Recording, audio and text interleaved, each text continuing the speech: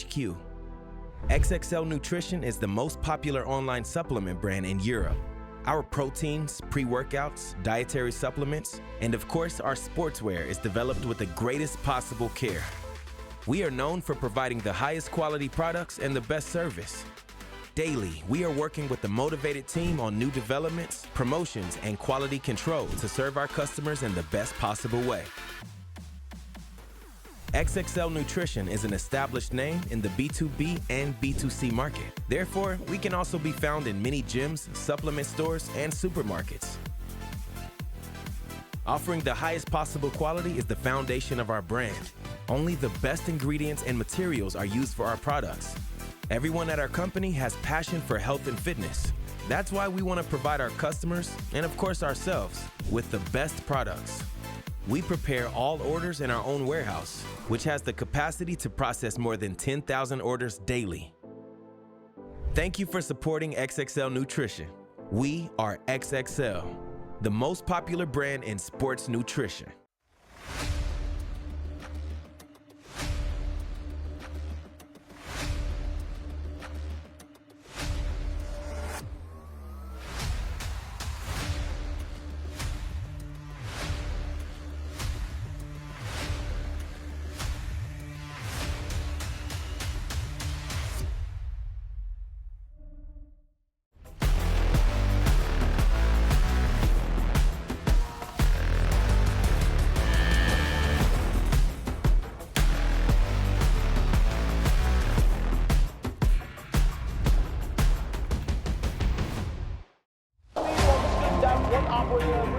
Shuts you down. Champions with twin stories. Owen goes down, and the defense is holding on to Rodney and Giovanni have to try and pull the plant down, but the tunnel won't last. All on shoulder tube right now. The drop is going to come through regardless, though. Oh, what a shot there from Morats, and what a second one as well. Turned around. Well, no choice but to rush on in. Shoes gets one, unaware of the pro clean two. What the Devils do? Trajano. Got a bit of the one time, makes the hop down, trying to catch this player, misses the shots on to Rooney, finds them eventually, and that's a man advantage that's much needed for Diaboli right now. RWL goes up. But it's not in Project West control. That's the last time Boston was a lot of pressure on site. Leon going down. They get Raxo out. It's going to be last for Mark forever. That is exactly. Here comes the corner swinging. Wow! Perfect time coming in from MP. Onto the Monte is just so menacing as he walks up this. There's the boss G. Will pick off Pepana, and he's tries to pick off Monte. Down, which is huge. That's going to be already all but one extra off the border. Holy crap! The swing! That blunder. He just got the bombs, but that's not going to be the case. Steve is going to kick us off.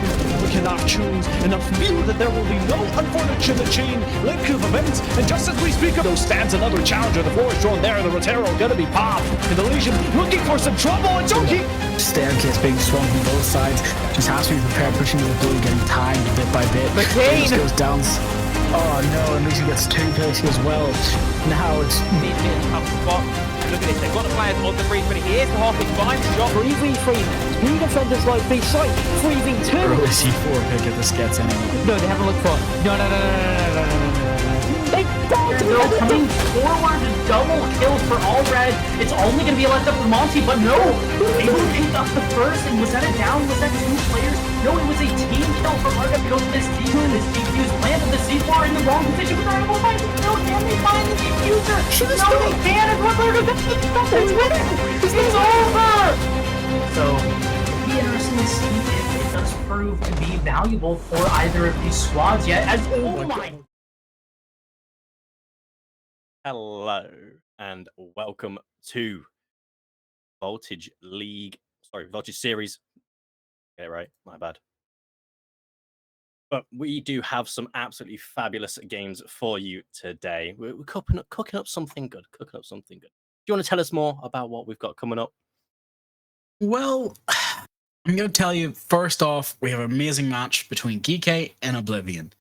But I want to take a look at the standings, if you don't mind, first, just because those are going to give us a bit more of an idea of how things are going to work. Remember, these are up to date, including any forfeits and team matches. So if people aren't in the right spots, there's a good reason for it. Such as Geeky, they have a forfeit their second match today. It happens. It's just due to timing calls with another league. But for now, we have a different problem. As you can see, Oblivion being top tier smackers today are also going to be our first match of the day. That means that GK have to be underfoot today. They have the pressure up against them, not just points wise, but just playstyle. So let's go to the schedule and then we can go to lineups. What do you think about today's matches? We've got 2 great games going on today. I mean, 4 great, amazing teams. I say John Terry, the new and upcoming, would you say, as well? Since, if I'm not mistaken, they won one of the qualifiers, if I'm not mistaken. You are correct about that. And then Wild Multigaming, they've had great consistency throughout the past, I think, 2 years odd, which I have seen them play. But I mean, either of these games, I could not exactly predict on how it's going to come out. None at all. Absolutely. Well, hopefully we can give you something that you can love. Let's go to the map bans, and that's something where you can give us your best 2 cents. But for now, you can't do that to me. No skyscraper, no labs, no cafe. Can't have anything I want today. So what do you think about Lair? I think GK were pushing towards it, I think GK have got something cooking up with this Lair strat. And Oblivion were maybe trying to push for something else, which obviously you did state earlier as well. You thought they were going to try and go for the border, was it? Yes. Which would have been the better pick for them, but I think it was just kind of luck of the draw at this point. But I mean, Lair, I love to see Lair. It's become more of a relevant map. Well, back when it first came out, it was once every season. That was it. But I'm once every stream, maybe for a whole series. Yeah. Well, for now, we're going to have the team cards. Let's look at these stats. Let's look at this players' roster lineups. Oh, wow. So, Oblivion, as we know, and as we love, of course, they're always a hard-hitting team. As you can see, they're stacked both in gunners, but also in big brains. So, give me a quick rundown on what you think this is going to happen before we go to GK. Well, for Oblivion, I think the last couple of times which I have seen them, and which I've played them a couple of times, they are very 50-50. It's either they're going to go very frag heavy or they're entirely going to be slow and methodical. It's either of the two. All right, then let's go over to GK. This poll where I can give a bit more sense. You've got my boy Pack, of course. Then you've got Rourke. And I've got to say, I do love Skipper. I still can't pronounce your name if that's the way you want me to pronounce it or not. He has DM'd me a couple times to correct me. So Skipper, as you wish. But for now, you got to remember, this is a stacked roster. I've got to say, it's my old favorites, especially with Hungry and Lonely being on there as well. One player's going to have to be a sub today. Not all of them are playing. So we don't actually get to know what we're going to get today. It's a box of chocolates. For now, you'll come back to our lovely faces. And then we're just going to have to hopefully go into this match as soon as we can. Anything you want to see, anything you don't want to see on this map, especially Lair.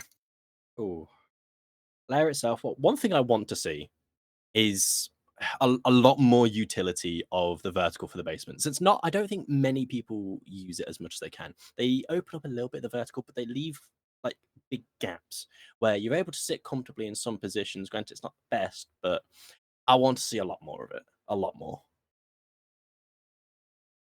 I'm not sure if we're supposed to be announcing, just because I've got some bad news, it sounds like.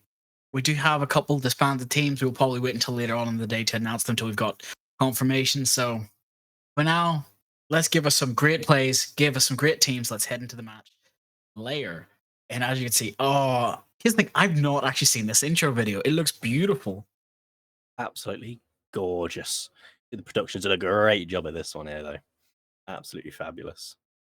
Now, did you want to tell us a little bit more on Lair between the two teams? So, Lair, statistic-wise, hasn't always been their favorites, especially for Oblivion. They've lost it 3 times, but won it once.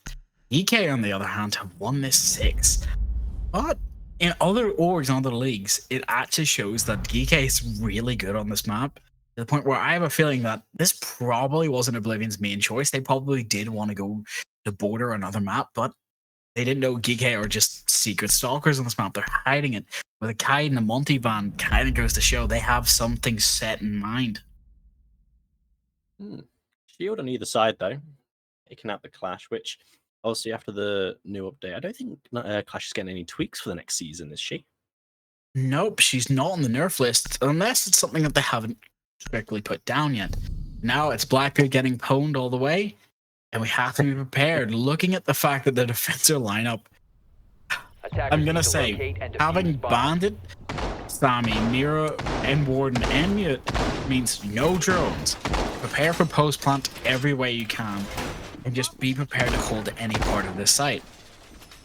Mastered or operational? I've got to say, when it comes to holding ops, do you think it's more important to hold there or hold 6, which is the back where B is? Ooh. I think it's more important, I'd say, to hold, obviously, B side near 6 around there. I think it'd be more beneficial, since you do have access, obviously, to that hatch, which you can drop down and go for vertical C4s if need be, or just vertical as a whole, if you crack it yourself. Which, I mean, for Oblivion, for 4 C4s in pocket, I think it will be most crucial for them. I can understand that, but for now we've got rotates being closed up now. Instead, we've got the Bandit trying to protect the wall, while also a Glaz trying to go for those quick peeks. This is something that I like to see from GK. They're always bringing different operators that you might not see in other teams.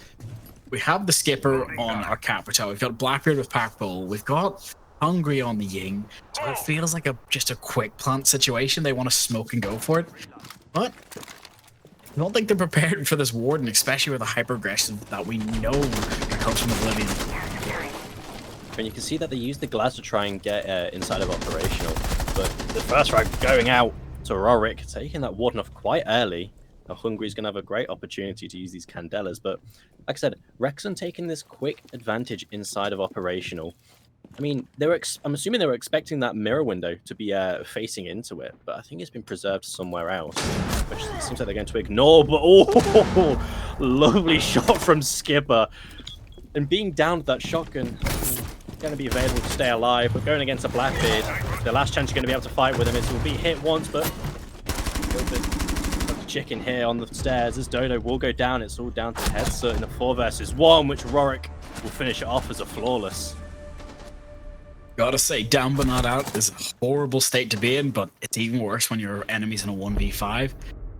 For now, it didn't work out in their favor. GK showing us that they know this map. They're praying to the 5s, so hopefully we can see a 5-0 or 7-0.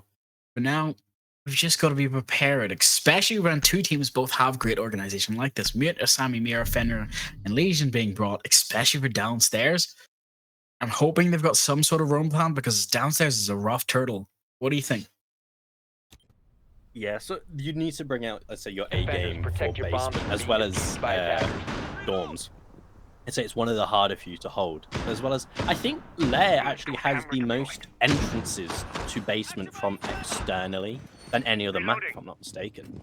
There's so many, since you've got the entirety of warehouse, you have the wall, then you have the one window in barrels, door in electrical, a window in filtration, as well as a door outside of stock by the lab's access.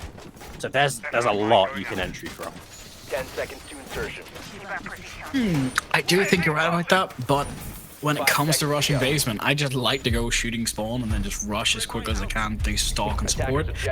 But for now, we're just going to have to see what this attacker lineup is. Having the Ace, having the Brava as well, meaning that a lot of Fenrir gadgets can be hacked to use for the opponent's advantage this time. Blitz, Brava, Dokkaebi, Deimos, and Ace. Especially, I feel like if they don't check top floor, anything could become a disaster. But they're already in. They're not going to care. They're in garage. They're in warehouse. They can just push up one staircase or push this one operator if they can find him. Oh, shots ring out, but Asami cannot land it. That's the first Fenrir, if not mine, hacked. What? Traded for 2 Bravo shots left, taken off the board early. Not what you want to see, but hopefully something that can be done. I'm going to say, Brava or having Dokkaebi. Which one would you have to choose if one gets banned here? It'll most likely be that Dokkaebi. Purely for the fact of the utility and the gun. In the right hands, that SMG-12 is lethal. Utterly lethal. I do believe you're right about that, but even more so about Mr. Kebby trying to go for the 1v1 versus this mirror. Does ring out the phone calls, but a lot of time has to be wasted. They're already in, so maybe she's going down to rotate.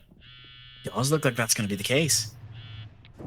I mean, it kind of all goes quiet since a lot of it is just going to be sitting in the ducks really and just holding your ground. But Skipper trading a little bit of damage. I think that's with Ateez.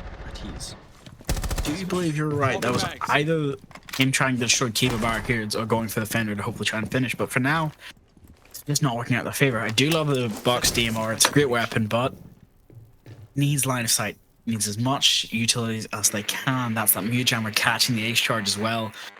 So hopefully they can think this out a bit better, but it doesn't look like it's going to be a favor. Blackbeard's going to have to push in, but the first pick actually goes down. Ace is taken off the board. Sorry, Ace takes one off the board, takes a second one as well. But Mute gets his own revenge, taking out Packbull and Rorik off the board. Not what you want to see. It's 3v3 to start us with a minute left. Hungry goes down as well. And then Ruxin takes another one, becoming a 1v3 with a Legion upstairs. Him versus a Blackbeard is not how you want to start, especially with hatches reinforced. Diffuser will be going down by the Brava. Does not have the time, tries to go for it, but here comes the Blitz. Flashed and stunned. Goes down, that's Geeky off the board. I mean, from what seemed like quite a decent hold upstairs, obviously not much was done in terms of frags, etc. They drained quite a fair bit of time. They kept one player upstairs, which was the Mirror, and then obviously dropped back, I think it was the 60-second mark. And then I think after that, it seemed like Geeky was just shooting fish in a barrel at that point, just taking one pick after the other. Obviously, the first 4 kills was an equal trade, 2 on each side, and then it just entirely crumbled for Oblivion. Attackers need to locate I'm not sure and entirely defuse what bombs. went wrong, but I for Geeky, I think the Blitz maybe need to be utilized a little bit more, but obviously they can stick with what's working, because it clearly is working. You're probably right about that. They're probably trying to keep the Blackbeard as a safety net. I think you might be right. But one way or another, there's something that I'm not so sure how I feel. As we can see with this roster, they're not changing up the operator lineup, so maybe they're just changing the rotations of site. Because for now, it seems to be, oh, if it wasn't broke, don't fix it. But if it didn't work, it might be time to change. Yeah, because I'm assuming they're going to go for a slight of a more enforcing roam. See that way they're going to do the complete opposite and sit all the way down the side of sight. But Joker prepping a window, trying to maybe get a little bit of spawn peek. Just spot out one. He's going to go. He will entirely. Hungry takes a little bit of damage, but Joker's going to bite the bullet instead. As Skipper will be picking up a free pick onto that Legion, still leaving Joker without a kill in 3 rounds. Quite unfortunate, but he'll be wasting no time. Hungry absorbing as many bullets as he can, either that's from the Legion or the Fenrir. Everything's happening with the first 30 seconds. And something, either they're going to continue this on through with this mass amount of pressure, or they're going to draw it back, take that free pick, and just play with it. Get rid of the roam, get rid of anyone who's lingering around sight or lurking, and then execute at the final minute. You're right about that, and here even more so. When you've got that full push into sight, just being prepared and waiting, but losing one off the board already, taking Legion. Hungry might be a couple HP left, but he's still standing, he's still got the gun in hand. Now that a Kevy call rings out, but oh, the push out, Asami getting pushed up by this Deimos, not being prepared for it. It's hard to say when you've only got two people on site, and now they're trying to fight for their life. It seems like Geeky's kind of ignoring any of that roam upstairs from Hazard. Like, the Mirror is being entirely ignored. They're just pushing it straight all the way through Missile, through Toxin and losses. As Atsy's be able to pick up one. Would that be enough? As the ram does go down, so that vertical will be denied. But they've still got to hold on to this a lot longer. But I think Geeky are going to be a little bit weary of these flanks coming out, as it will be tracking the Fenrir, trying to get as much information as possible. But with a minute left, they're going to have to start pushing towards sight whilst also balancing out that roam clear. But one just kind of in position, waiting for this execute to come on out. Get the vertical again, might go against them. Hungry taking a little bit of damage, putting him down to literally 1 HP. The head of Dodo being caught out by Packball, as well as Rexon will get one himself. A little bit of trade, but Rorik's able to give Packball a hand as the last is on that vertical of that Fenrir. As for the last 30 seconds, Packball needs to get this hit down. Otherwise, he will be caught out from this vertical all the way upstairs in weapons. But this round is almost put over for Oblivion. He's able to pick up one Atsy's rotate all the way down into filtration. But with 35 seconds, it's looking a fair bit dire for him. Going, I think, a mirror window of his own. And there we go, finishing off the round. Rorik, that was a 2 or 3 piece for him in the end. Right, but that being 3, just painful to see, but beautiful nonetheless. Something these guys might not be ready for is the fact that this is a descender-sided map. One way or another, it's not a map you want to lose all your defenses on. They need to clutch back here, having to win their next 3 to even put themselves in a good position, especially for the next part. It's a best of 1, so they can't really be like, oh, it's fine if we lose the first map, it's not our map. This isn't the choice now. You have to know every map in this game now. For Quals, you could get away with it, not here. Now, Dokkaebi ban, which is, like you said, between that and the Brava, the Dokkaebi would be my pick, but I think maybe a shield ban would have been better for them, since I mean, they're not doing the greatest against the Blitz. They got folded over by the Blackbeard. But then again, saying that, their entire lineup does not consist of any shields. Which is a bit Not this time. They might have something different, because it does seem like they hope they're going upstairs, which it looks like it was the correct guess. Changing respawns is a beautiful option, especially when... There's something you gotta remember here. No matter what they do here, it's not going to work in the same way first round. They don't have the Blackbeard, so they've decided to change it out. Reinforcing wall. And they're calling out the opponent's moveset before they can even plan it. Maybe that might be what they need. But now, I'm hoping for something a little bit different, hoping for something better. I'm going to ask you this question very quickly because we've just seen a triple switch. So Packball bringing Capitao. We have Skipper on Aurora. Then we've got Rorik. Deimos. Do you think Deimos is here to destroy his own map and be an absolute menace? Always. Deimos, I think, is almost a guaranteed pick for most maps, especially if they have a large roam appearance. But I think Deimos is one of the most, like, lore-wise, as well as actual operator and ability. I think he's one of the best. I do believe you're right about that, especially with how this is going out. Smokes for Glaz, he's going to have to try and peek the Fenrir. You remember that Fenrir's gadget and Glaz's are 2 very different works, especially compared to Smokes as well. But now, have to push into this operational room and hopefully take enough control. Not sure how I feel about this because it's a lot more passive. Minute's already gone. 3 people in one room, but nothing else in sight. No drones, nothing's been set up yet. Located by attackers. And it seems like that they didn't want them to come towards Mezzanine and try and maybe catch them in a little trap here. But the only person who's going to be ripping away, as you can see, is Rorik, making a little bit of a late rotate around, trying to find these roamers, but the only one will be Joker, which they might come into contact soon as he's taking a fair bit of damage from Rexon. Glaz putting in a shift here. But the Glaz obviously being utilized quite nicely, but it's not been utilized, I'd say, enough. You see Joker hiding around the corner, which... Let's have a look. No, it won't be instead. Joker has a great opportunity here to try and get a little flank off, which you can see him creeping around the corner, but no, it'll be Rorik instead, able to capitalize on that flank. Skipper trying to make way inside of Mezzanine. Just getting constantly feared out down to the last minute. We wanted to make an appearance. I don't think anyone's watching. If you just walk straight on into front of Candela's, they now know of his whereabouts. Candela's get chucked around. Vertical's still here. It's going to be an absolute hellhole in a minute. Right about that, it's already getting lit and electric. Another person's getting burned by their own Capitao fire this time. But gotta be prepared. Nobody can push in yet. Everything utility-wise has been burned. With no execution, those Goyo counters keeping people away. Mira ducking behind the desk to try and meet any expectation, getting first pick, but runs away, does catch the nade, but also gets caught in the back while trying to run away. Becoming a 4v3 early. Bandit tries to go for the pre-fire, hopefully trying to get this person downstairs, but unable to. Well, just has to try and hold both sides of the site and going into the server door. One way or another, they don't have the length here to just push in. They know there's Ying on the right, they know it's Captcha on the left, but Captcha does get one, but gets taken out by a second one side. They Bandit, and here goes another one. Ying tries to go for a pick, gets the first one, cannot go for the third because they're hiding with the diffuser. Oblivion, much better play style, a lot slower. That's how you take the momentum off the board. I'm gonna say a tactical timeout might come out from GK within this next round, but I think they might save it to when they're 5 up. We'll see. Yeah, like I said, they kind of wanted to draw them into that mezzanine.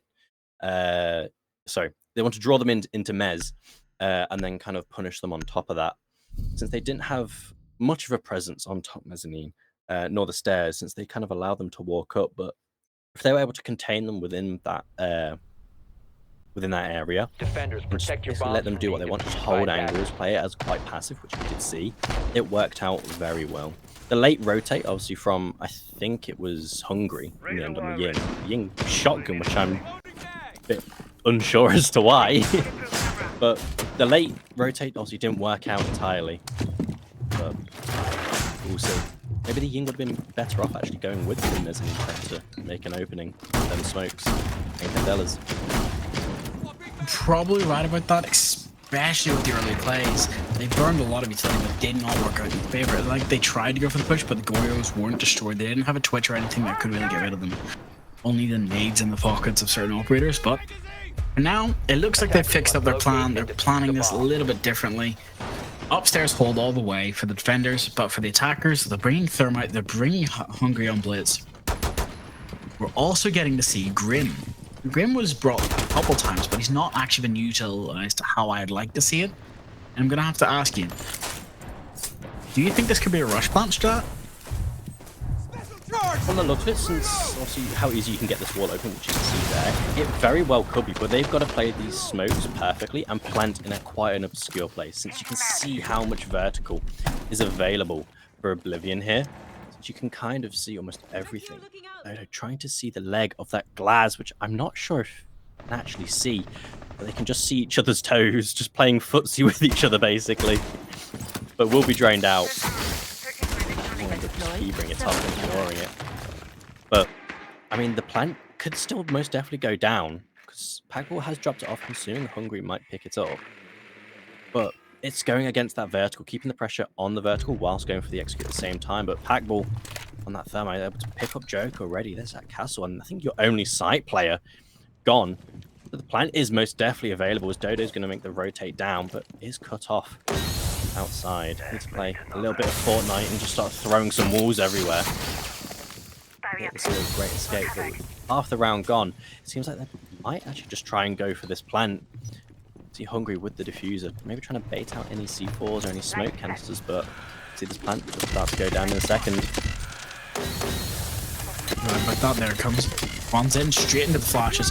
It looks like they are protected, but there is a Solus above. This is one time we actually get to see the utility working, but Solus cannot get the kill because Blitz having that shield on his back. It's worked out, the fuses went down. Now we're post-plant. Grim's going to be a huge operator to still have alive. Their Solus getting taken out as well, becoming a 3v5, doorways, angles, nothing is safe. You don't have a choice. Another one goes down. That's Grim, actually, the one who I said would be taken off the board as well, but there's Glass gone now, becoming a 3v2, but everyone is low HP, tries to go for the fuse, but doesn't know about the Thermite being close to the left, only the Blitz, and Thermite swings to, gets both. Like I said, you predict that very nicely though with that plant.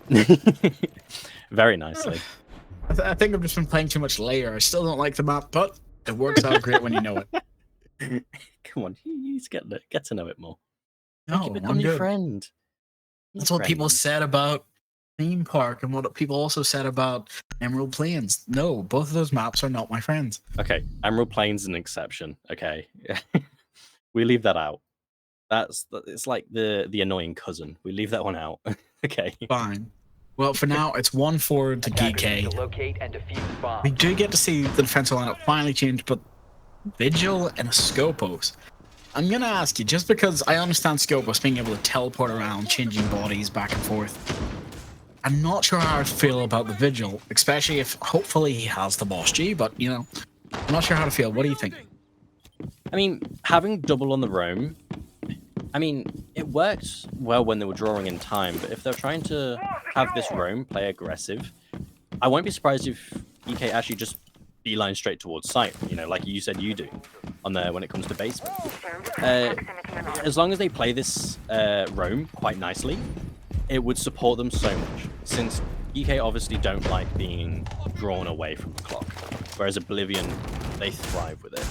So unless Dodo and, you know, Atiz can play this roam deliciously, so be it. It's all down to this round, really. Well, you're right about that, especially if they want a 4-2 split. Because for now, they've not put themselves in a good position. Hatches are soft, which is a good sign, because that means dropping back to site should be easier, but it also means for the attackers, they have a more direct route if they don't want to try this rush. Oh, it looks like they are deciding to back up a little. They've drawn the Fenrir, taken out early. That is not an operator you want to lose. Painful. No need to bring a Bravo when you can just take him out. So, I do believe his gadgets are completely ineffective unless they were already pre-active now. So it's a 4v5. Vigil has to maybe come back to site and get an early pick on one of these people in garage, but if not, Raz might get castle. Not what you want to see. I mean, obviously, Rex already making his way inside of stock, pretty much just trying to pry towards site, but Skipper and Rex in here are going to be holding the cross onto Toxin. It's going to prove a good power position. But Joker's going to be a little bit uneasy with the walkthrough, but Dodo on that Scopus, as we mentioned earlier, being proven to be very useful. Rexon's able to get a little trade-off. However, it seems like Oblivion kind of almost losing out on sight. Rorik is able to take out these, and the last two, or one of them's on the roam, probably on that vertical. And Dodo's going to be the last one remaining in sight. We see that drop down. His Hedson's able to pick up one, but the trade from Rorik is there. Very nicely played, but Pagba was able to shut down the rest, as it'll be a 5-1 split. That felt like old Siege right there. That's... I could say therapeutic, but you've got to remember, only 3 parts of this map, well, sorry, of that bomb site, are soft flooring. You've got army, reception, and the above CCTV and briefing having a little bit of each. Without taking those options, you can just push site if no one's prepared to fight against them. So, 5-1 split, they get to go to round 7. We get to see a Clash Monty both being taken off the board. Anything you want to see here? I might expect, honestly, that Mirror Band to come out from Oblivion. It could be drawing there. It's either that or they're going to try and aim for the wall denial. So I'm going to say either Cade or Mirror. The defense, well, for GK, maybe another Blackbeard. Just double up on the shields. Ooh. I'm wrong on both ends. I'm just going to retire at this point. You were never hired in the first place, so don't worry about it. You're volunteering. It's great. For now, Smoke, Malusi, Fenrir are being brought inside of the fence with Bandit and Hungry. Show me a mirror. Nope, Tachanka, even better. I'm even happier. For now, we've got a Maverick, Captain, Dokebi, Ace, and Striker, but they still do have their sick picks to switch over. We're going to Master. Something where Tachanka I've seen be used, especially with the LMG, just to hold it. Or as we see it, we do have the LMG. Gonna love the sound of it. He's a makeshift smoke, especially when you have smoke on the board. It's all about post-plant here, or taking as much utility as you can to stop them from getting into sight. What would you have thought of seeing? As you can see, we've got Malusi, have the Fenrir, both great operators to slow down the push. Is there anything that you think EK can do to make sure they win here? I mean, you can't really obviously guarantee a win. But the main thing, which I think Oblivion will most likely do, is either go really, really fast to try and switch it up slightly, which obviously Hungry, Skipper, Rexon are going to be stopping that perfectly. But I think for GK, entirely sitting sight is mostly what's going to be helping them here. So I don't think Oblivion's going to be liking the time play from GK. I do believe you're right about that, but we finally have Oblivion's full lineup with 30 seconds off.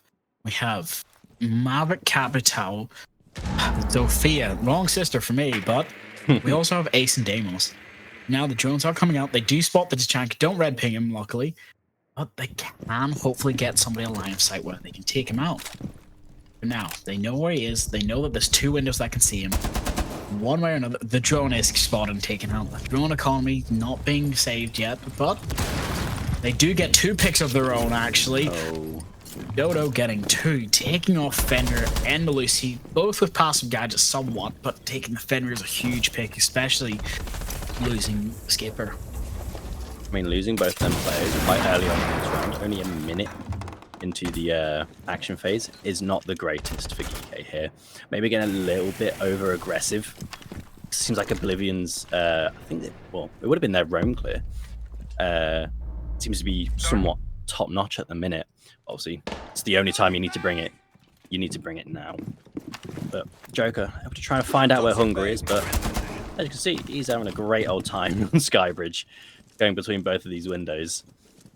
Gotta crawl under, gotta hide. A little army crawl all the way over, coming back to sight. But Packball able to bring one back. There will go that ace. No more of them hard breach charges. But they still do have heads up. That Maverick Blowtorch will still be available to them, but they need to use him now since he does take quite a fair bit of time. But Joker and Hazard doubling up, able to notice. But Hungry overextending a little bit too much. Dodo will take him out, but Rogue will be able to get the trade. He's able to get 2 actually, but he has cornered himself. Packball was able to hear to give him a hand. As Hazard's going to take a bunch of damage and he will go down. Those Tachanka shots, which were fired by Hungry about 10 seconds prior, able to actually down him, do quite a fair bit of damage and end him. As he heads up, the last remaining, he's got to deal with 1 more smoke canister, which just got deployed, 1 Fenrir, as well as most likely a Melusi gadget. It's all just a matter of time here. Smokes, I'm not sure what he's going to achieve at this point. He does need to make his way through. Time is ticking. Takes a lot of damage from that shotgun from Rorik, holding down the R6 hallway very nicely. As they're just teasing him at this point, just trying to draw him in closer. Little predator to its prey. As it will come down to the last couple of seconds, Headset will take a quick swing and be shut down by Rorik. Painful to see, especially after those 2 early picks for the side of Oblivion, taken back by UK only because shotgun meta OP, right? But we're at 6-1. I'd be calling you tactical timeout here, Oblivion, especially this early, because you might not reach that ban point, and for now, whatever GK decides to bring is not going to be your friend. Echo, Tachanka, Smoke, Tubar, and Goyo, everything to stop you, and the fire of Tachanka to burn you. I'm just still thinking about that to check fire. It works well. That's my point. It's a makeshift smoke, especially for the fact that it shouldn't have worked the way it did. He peaked at the worst time, and normally I'd call that a mistake. It's like, keep your primary out while you're swinging the staircase, but no. Wanted to burn them as much as they can because the barbed wire hadn't been destroyed. They had the destroyer run through it, and it worked out in Zophia's death in the end, but it's not what you want to see. For now, we do get to see something a bit more, let's say, normal for Siege. 6th pick being used to now bring Zofia. Never mind, I was wrong. I was going to say a double hard breaching strap, but never mind. We have Fuse, we have Capital, we have Gridlock. No, never mind. Gridlock's getting switched for Lion and Ace. Whole team 6th pick. They didn't prepare for the site. That's what it tells you. And now they're going to have to think this through. Can we look at the minute, by the way? At the minute, Rorik is just under a 2 KPM. KPR, sorry. At the minute. That is insane. That's what you need sometimes if you want to win the game. Because for now, he's on the roam. He's hunting, trying to go to that 15 bomb. But now he doesn't have a choice. One way or another, he's going to be droned out. If they find him even slightly and rotate back, he could lose his life easily. But I'm going to say there's one thing I do like about how these guys are playing this right now. They're not wasting their universal gadgets. They're not wasting the Lion scan. They're not... Yes, they don't have a Dokebi, but they're not wasting anything. They're being prepared, pushing in slowly. Hopefully going to try and push the attack group back using info and phantom pressure. I mean, I think they've entirely backed off from the vertical, which they were wanting to try and somewhat keep control of. I mean, it's taken them a whole minute to able to get control of that. They've really held it. They just appeared there and then disappeared. That's the absolute joys of phantom pressure. You can be in one place and simply leave and still waste so much time just because of fear, really. You do notice that the Goyo is inside of filtration, spots out the toe. I don't know who that is exactly, but It's the Chanka just barely missing his toes. But now he does have that upstairs pressure and floor. But you don't want to be trying to fight a pack bull with the DMR. He's happy to. By slowing it down, they try to get the charge early so they cannot do the trick. Putting out as much as they can around the flooring. Attackers have located a bomb. I think they got it off. No, it will go off in a second though. 3, 2, 1, and that's first half gone. Beef charge rings out as well to stop any potential retry of it. Now it should be able to get the hatch one way or another, or the kite should be gone. Yeah, Dodo put in a bunch of utility work here. He's going to be constantly putting a barrage of these explosives through. As much as you put these explosives through, you do need an execute. With 50 seconds remaining, that hatch still soft. You see Hazard taking a plentiful amount of damage. We'll start utility getting this hat. This wall as almost Rexon taking a little bit of damage, but never mind. I thought he would have maybe died to that nade, but as your favourite Tachanka, being utilised very nicely. There's a quick swing from Skipper, who's able to put Hazard down, but Headset will be there to get the trade as Skipper's just on an adventure. He's gone all the way outside, does notice that there is a player inside. Now he's just become the attacker himself. They thought, you know what, we'll just ignore him and go straight back downstairs, but you know, the free entrance fire is just about to go away in a couple of seconds. With 10 seconds remaining, it's going to be absolute mayhem. C4 tossed out, is able to pick up one, as he's able to get the diffuser back and start planting, but he's got 2 guns up, and there'll be 2 picks for either side of Oblivion, but Rogue's able to bring one back. It's down to 2 versus 1. Rexon getting the pick. That's all down to the shield of Dodo. He's able to pick up one, as it's now for Rorik. Health not at his advantage, but Rorik's there to finish it off, and that will be 7-1 to Geeky. Oh, that's painful to see. I did love it. I love the stats. I love to see everything go through their mind, but ouch. It didn't work out in their favor this time. I'm going to ask you quickly, what could you have done better? What could they have done better in that situation? Honestly, just from quick top of my head, I honestly don't know. GK played that ever so nicely. The way they liked it. Everything went how they wanted. It's like Oblivion was... Well, GK was being molded around. They're still themselves.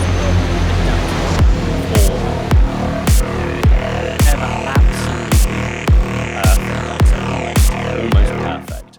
Obviously, they lost on time on their attacks, was it? I think it was when Oblivion was on their defense. They lost to time, and even still, it was somewhat close. But either way, it was a good game between the two of these.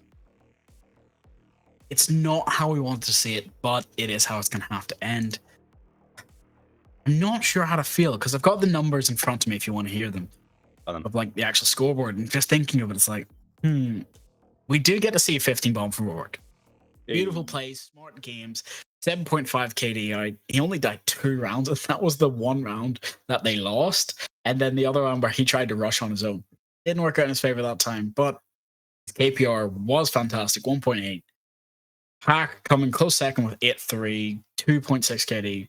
Decent, not amazing, but decent enough. And then you have Dodo on the enemy team. 8.7. Tried his best, 1.1. Just did not give up. And I've got to say, I applaud that KPR 1 because it shows that they weren't going to give up. It shows that Oblivion, even though they were on the back foot, they still fought it out. Just didn't work out in their favor. Yeah, exactly. I mean, I think if we went to Border, do you think it would be an entirely different story? Oh, very much so. I honestly think that could have been a much better match. It would have been 6-7. We would have seen round 15. But I don't think GK wanted that. I think they wanted the mental game and they wanted to win through that. As you can see, that was an impressive showing in a good state. But now, as we all know, strats aren't being saved here anymore.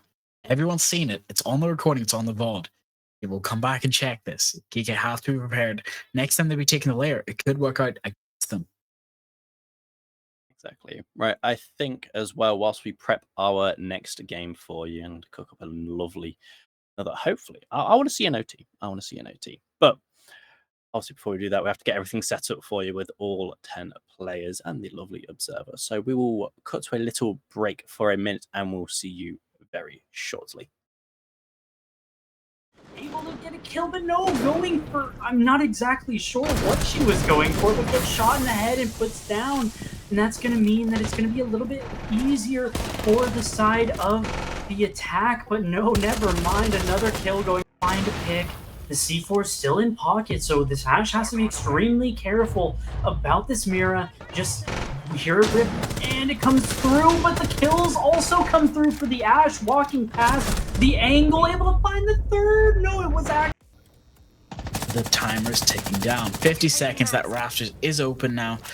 Nomad could possibly go up to get it, but she does run the risk of any other player, such as this Valkyrie, getting the headshot, taking her head off, and now becoming a 1v3. They know there's one player against. They do not have time. This 30-second meta will come out to bite them if they cannot get those kills to start swinging. But here we go. First one, Valkyrie's tagged but not finished. Another one coming out from blue. Striker does go down. There's the two players in blue. Flash swings and gets Deimos as well, running it out. Just has to wait. He knows there's still two more operators upstairs. He knows that the flanks have to be covered. He can hold the angle as much as he wants, cause as much trouble as he can. They know there's only two on site though, so they can't just push and go for drops here. There's the first smoke bringing out, but a lovely shot by...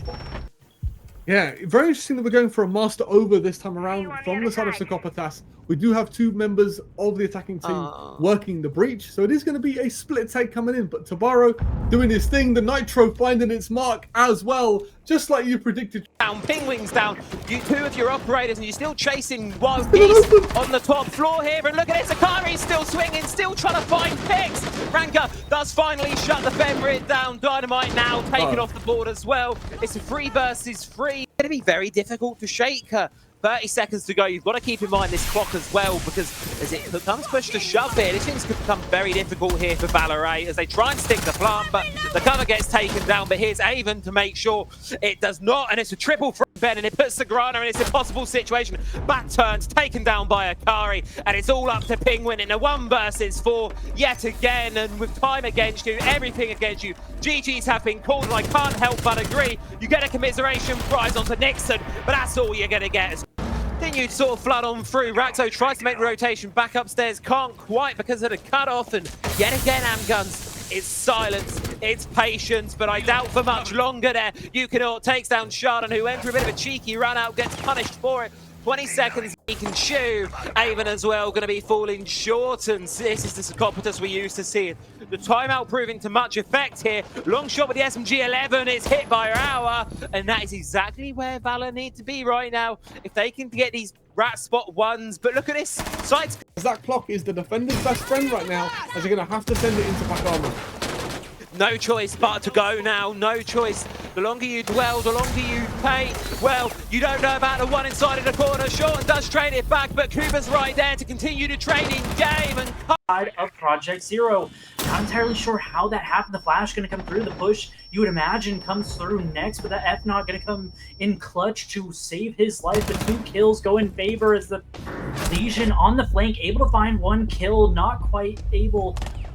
They're so disciplined. Sure, Juhar's going to be going down there from the vertical below, but look, here's the catch-up from Ben. Belief takes down Elizao, and sure, Juhar might be down, should be able to be recovered. I'm more worried about Nixon, who's currently in a world of pain in the objective, going to fall alongside Tridley, and it's all up to Dynamite now in a 1 versus 60 seconds here. Avon hops down, does find one on towards Coles here, and it seems like Valorant, they might just want to brute force their way in towards this one. They've even dust out, now here comes to push Psychopathas. No, they can't get silly. Here comes the C4, finds a massive pick there. Takes down Murara, beautiful throw. Commitment from Kudera. They want to try and force these players out, try and get themselves to grass, try and get themselves to space, but are they aware of Sagrada inside of Janitor? No, they're not. It's a 3 versus 3 now situation, as he's got no choice but to try and send the blitz in here to do his job. Dynamite's going to do exactly that. Or somebody can go upstairs and clear it as much as they can. They probably could just rush site, but IQ's already jumped in, looking for the Legion, but can't find him just yet. Spots him going for the kitchen, gets the wall bang. Beautiful tip pick. Project Zero answering with their own, saying, yeah, we're done playing games. He caused enough havoc where people aren't going to care because the teammates have just walked in going for the kills. Capcom's not going to know about knock being close, but does get the gridlock. Does pre-fire the knock, actually gets the kill. No way. Goes for the 3rd as well, getting Monty. That's the diffuser going down as well. It's just a good start. This Monty's completely isolated. It's been run really well by Team Valor. As a Coppertass, just trying to bait this player out. Monty just trying to get that punch. He's going to get outplayed as he looks completely the wrong direction. Monty only to turn 45 degrees, not a 180. taking out the shield. Smoke, as the first one rings out. Smoke's fighting for his life. Could be able to back up. Mute's watching for the flank. He can hear somebody destroying the barbed wire. Goes to the swing. Mute gets to the sledge. Sledge misses into SMG-11, but another one from the Gore through the... 5 seconds left on the clock, but no, behind the bar, the Scopos of Balu able to take down Heaven. That's going to mean there is no more Jokobi on the board.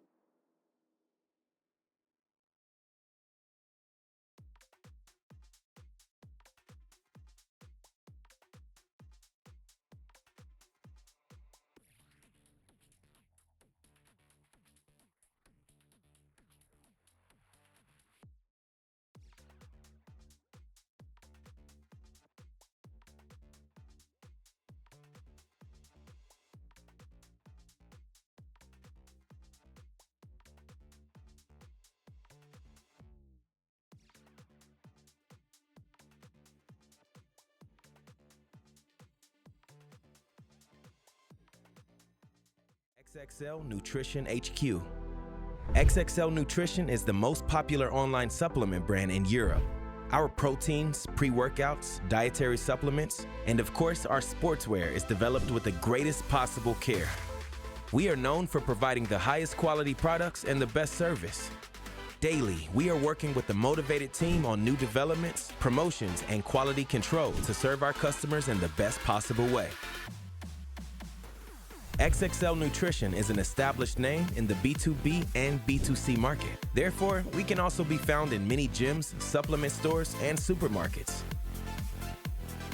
Offering the highest possible quality is the foundation of our brand.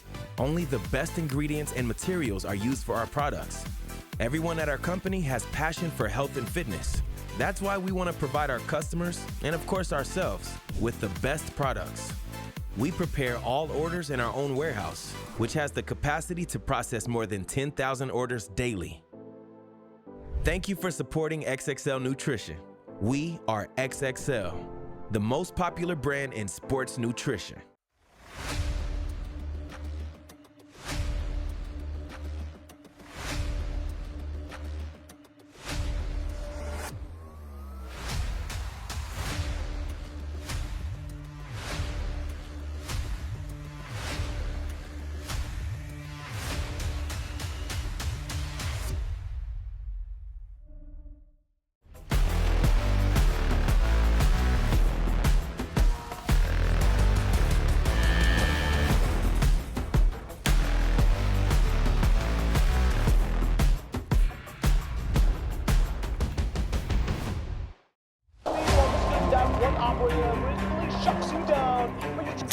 Shankers with 20 stories.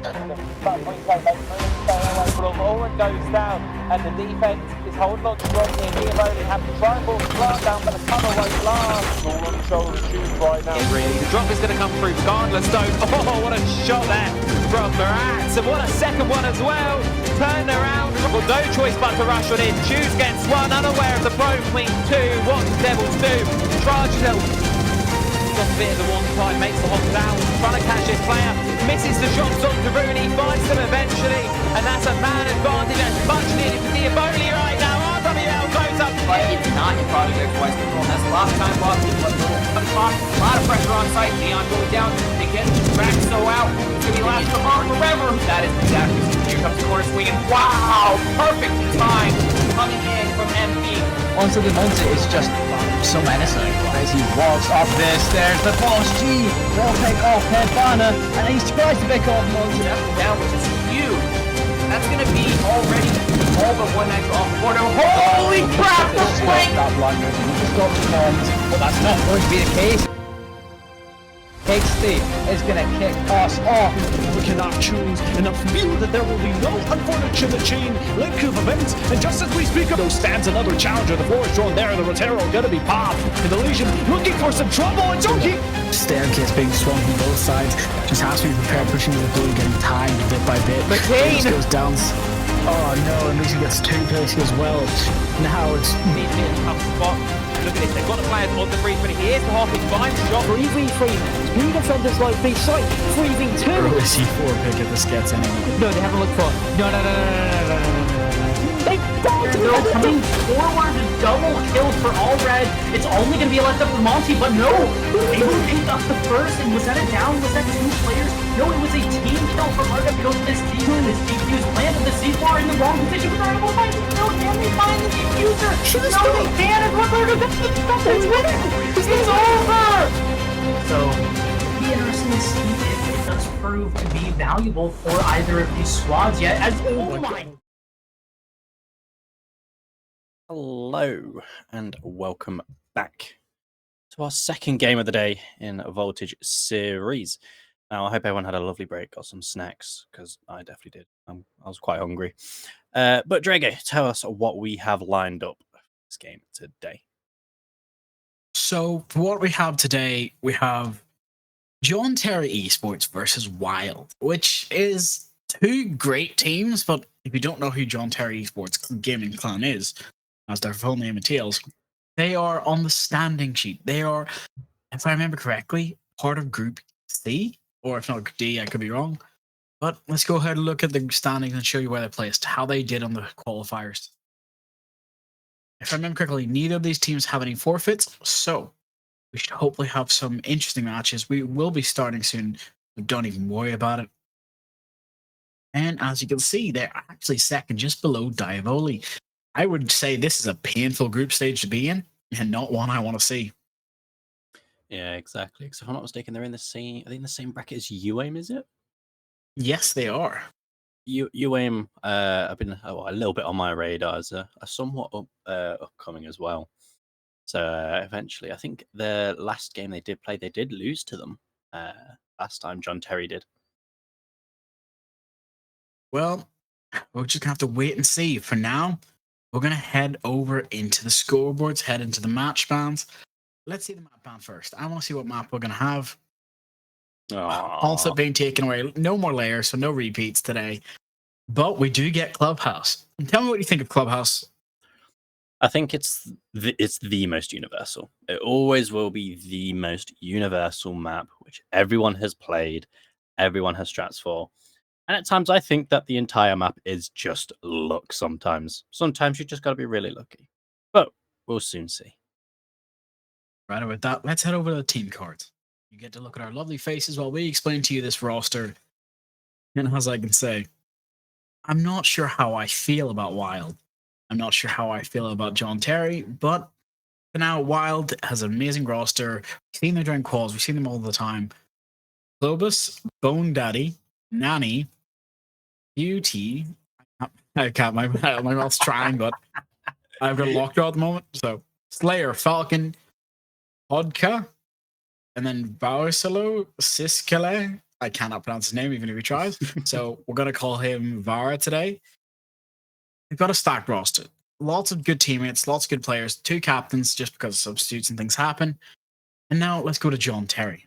A name I should hopefully be able to pronounce with their team rosters, but no, okay, it's your turn. Prize, you're going to have to do it. For me, at the minute, all right, let's have a look. Well, so it's just a little small for me. That's all. I need my glasses. I could tell you UAV, Suspendo, Stano, Texalot, and Leonski. Well, Leonski. Ski. But we also have Pixel being their substitute, but I'm not sure if he's playing today. We're just going to have to wait and see. And as you can see from the match stats, they like Chile and Bank more, something that we don't get to see often. And as we've seen with our map bans, it's not the place we're going to today. They've chosen to ban Chile as their last ban and make it so we have to go to Clubhouse. So maybe they've got something we don't know. Maybe they have some secret strat. Let's come back to our lovely faces while we wait for the players. Because I've got a couple questions for you. Hit me. So, obviously knowing how this game works, knowing how everything plays out, give me some insight as an analyst. You know how to play Clubhouse. You know what players like. It's a testament to Clubhouse is the new organ. And like Native Human Labs, it's supposed to be practicing how well you can repeat strats, how well you can think on your feet, and how well you can punish attackers who don't rely on, gadgets. Yeah. So the main thing which you need to kind of keep a hold of with Clubhouse, I think honestly, is just how much you can really outfrag. There's a decent chunk of strategy which can go into it. However, in the end, it all comes out to whoever can honestly just swing the absolute hardest, which I'm hoping we're going to see some absolutely amazing frags within this game. But I mean, when it comes down to basement, I think that's where most of the strategy comes into it. But other than that, a lot of it is your basic setups, same as potentially ranked extensions. But I think basement will be the most strat demanding side. Well, I hope you're right with this. We get Wild versus our 2 beautiful teams today. Gotta say, as much as I love the John Terry esports name, it's gonna have to be shortened down to JTE. So here we go. Let's see what the map bans are. Let's see how this works out in our favor. We've lost Ace. We've lost Kaid. Who's next? I'm gonna say Capital, just for a weird one. I'm just gonna throw that. I want to say Castle. Just throwing it out there. I think it's going to be like a little wild card. But no extensions, nothing. Never mind. Remind Bandit, actually, something I wasn't expecting. Yes, I was expecting a bit of a Bandit being standard, removing both electric defense, which we kind of need a third one. Ubisoft, hey, give me that third hard breach defense.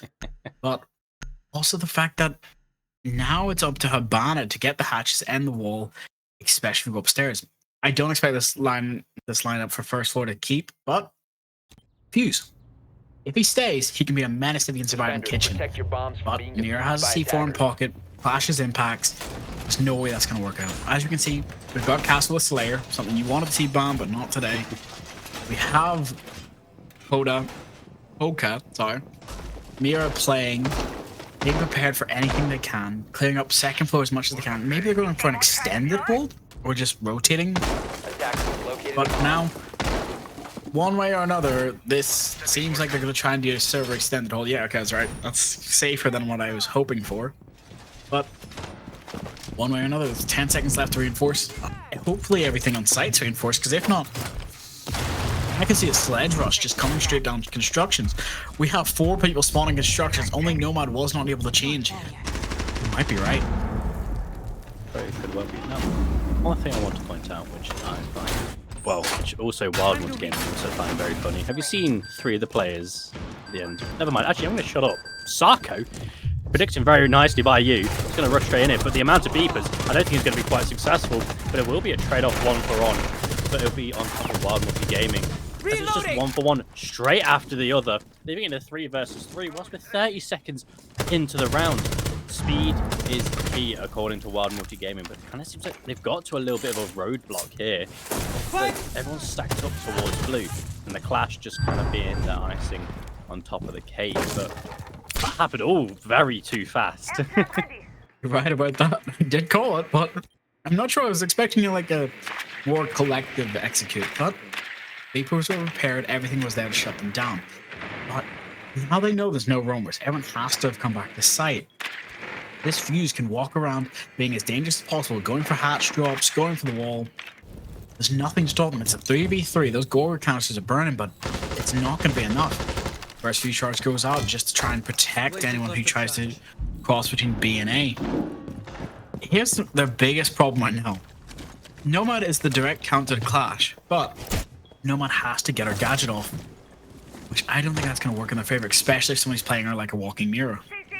I mean, Nomad does only have 1 air jab in pocket, which is a little bit more impeding as well.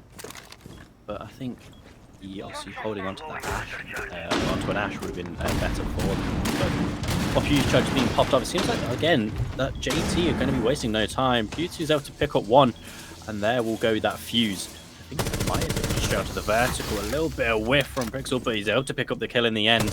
As it's down to a 2 versus 2, Hodgo with a lovely swing.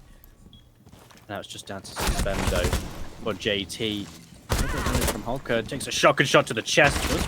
A lot of damage, but ooh, lovely trade though to finish it off instead. Right. What I was going to say, right, is did you notice 3 of the players on Wild Multigaming? They have like it's like 3 different like Pokemon types. We have Haha, Hee, and Hoo. Which one would you? Oh my gosh, I did not realize that, but it's actually a reference to something else as well. Anyway, explain to me. No, I will not. Not here, not now, not ever. For now, we're gonna have to hope Wild aren't going crazy like their name entails, and hopefully they've got something else. They've won basement now. They go upstairs to gym bedroom. Give me something else besides name analysis. Give me something, what you think about Falcon, what you think about this player lineup, because at the moment, they weren't really just down to P. He ended up clutching them out, and, you know, he put a lot of pressure on them. Yeah, as much as LCP mostly killed, I think it was Falcon who was on that clash. Did quite a fair bit of blockade, really, playing that clash, just keeping that shield there and just slowing them down as a little bit of deterrent, since it just ate more into their time. As obviously, if you're holding it there, you need to swap out. I think it was who was actually in dirt? Whoever was in dirt, you have to swap them out for the Nomad. And obviously that takes a fair bit more time than obviously the swing needs to come out from the Nomad whilst being safe at the same time. There's just so much which goes into it. But No more Clash this time. It's a little bit different. Won't be surprised if actually a ban comes out on the Clash from John Terry instead. You can hear the Blackbeard punching his way through into Garage. We've only seen actually twice within 2 games. This will be the second time. But like I said, it's quite somewhat basic setups. Wild Multigame doing that extension all the way over to Red, as well as Cash. Also using CCTV as it is, but it's more of how can John Terry dissect this basic setup. Does he just play by the book? You might be right about that, especially as they have to push up now. This Warden is just trying to hold the angle as long as he can. Sees the Blackbeard, goes to pre-fire, but cannot get the kill. They understand now they don't have the time to waste. They have to back up. They know there's 2 people in there, but they cannot go for them because they have the angles crossed, but it does not matter. Texel gets his own pick. Then Poda and Falcon get their own to report. That is Blackbeard off the table. Tokebi as well. They know there's a striker just sitting on this construction door, but they can't push out just yet. But now it's the player going to catch. Falcon gets another one, gets out Sarko, but also gets picked. Lino gets one of his own. On Leonski. But now it's 3v2. And Valkyrie's going for the flank. He might actually be able to catch Texolo off for the cross, and he does. There's Lino gone. It's just Texolo. He has to cross up the staircase one way or another. He does not have the intel. He does not have the skill. He's got 1.5 minutes to waste. How do you play this? I mean, it's close to somewhat impossible since Wild Multigame. You can see that they've rotated pretty much all the way over to replace the positioning which they lost due to that Blackbeard and the Dopey. But Tex doesn't know about the players sitting close left, but never mind, it will not need that lovely C4 lent right at his feet. Oh, that sounds a poem. Ryan. Well, you and your puns today are breaking my brain, but it looks like Wild might have John Terry on the defensive half. For now, we're going to have to be prepared for something. JT do seem to have the strats. It's just that they don't seem to have the communication working out for them.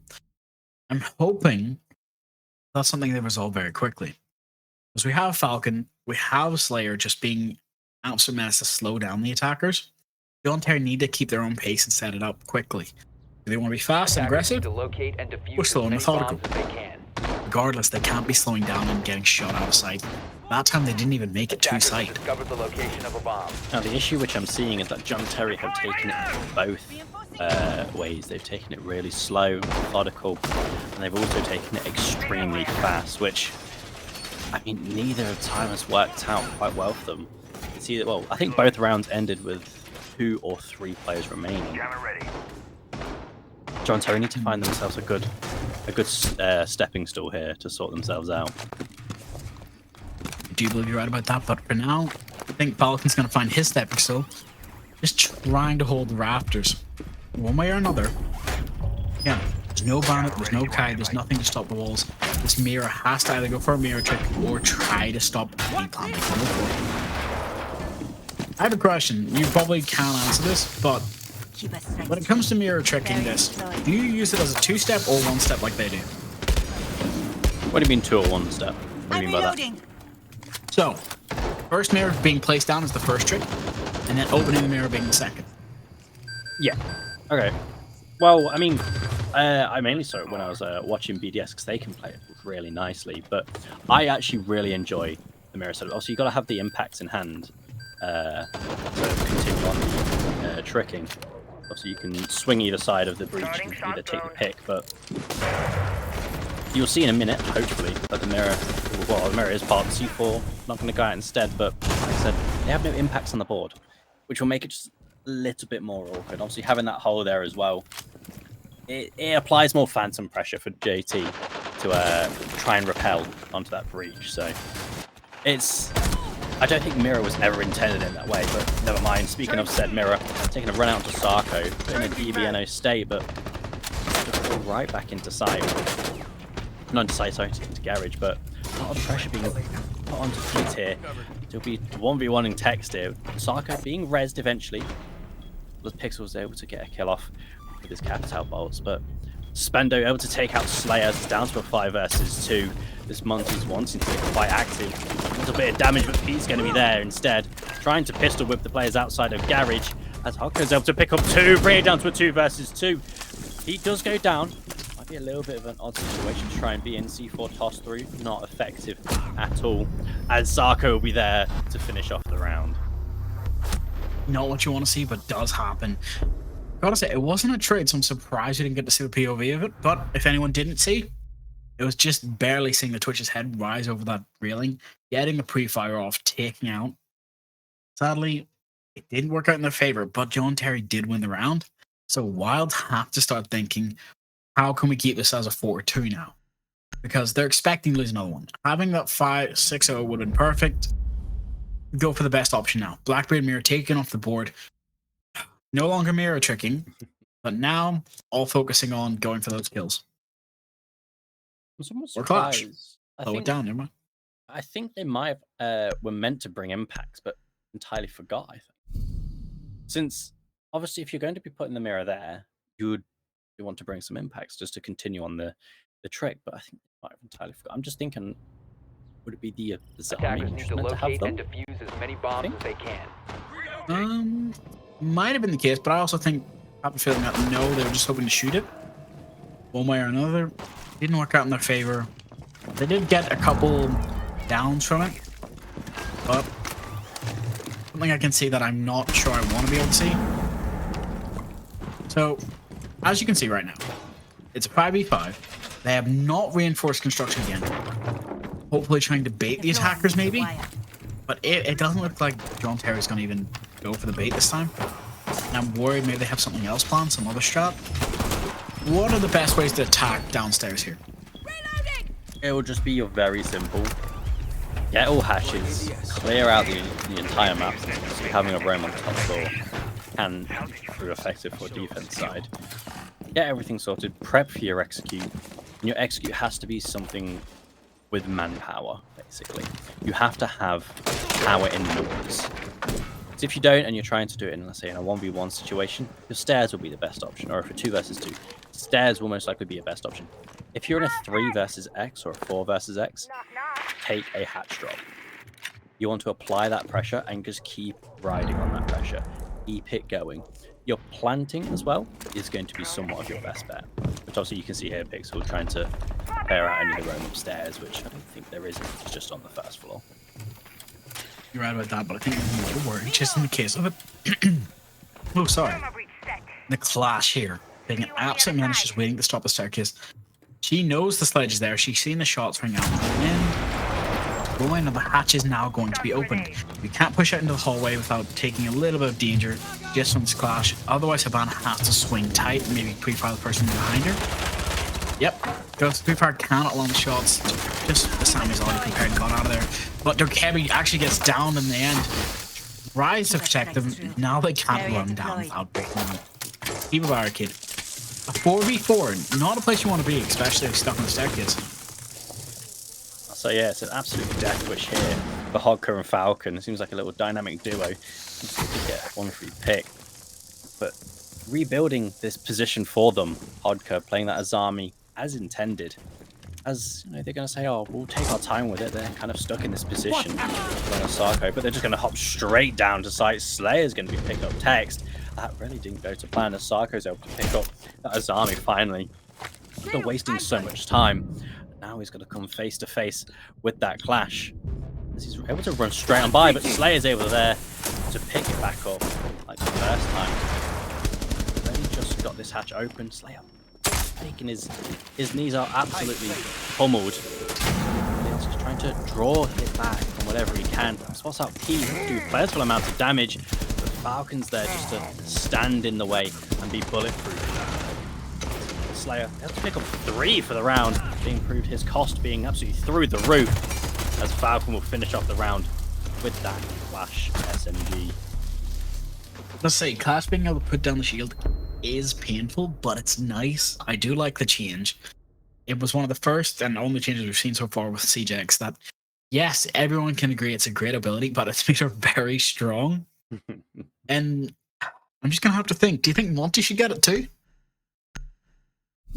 Ooh, I think Blitz instead.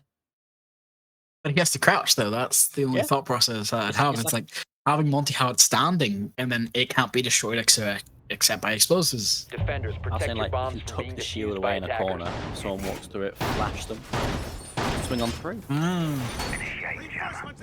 Or just fly, it just permanently hide this. It's on all the time when it's on its back.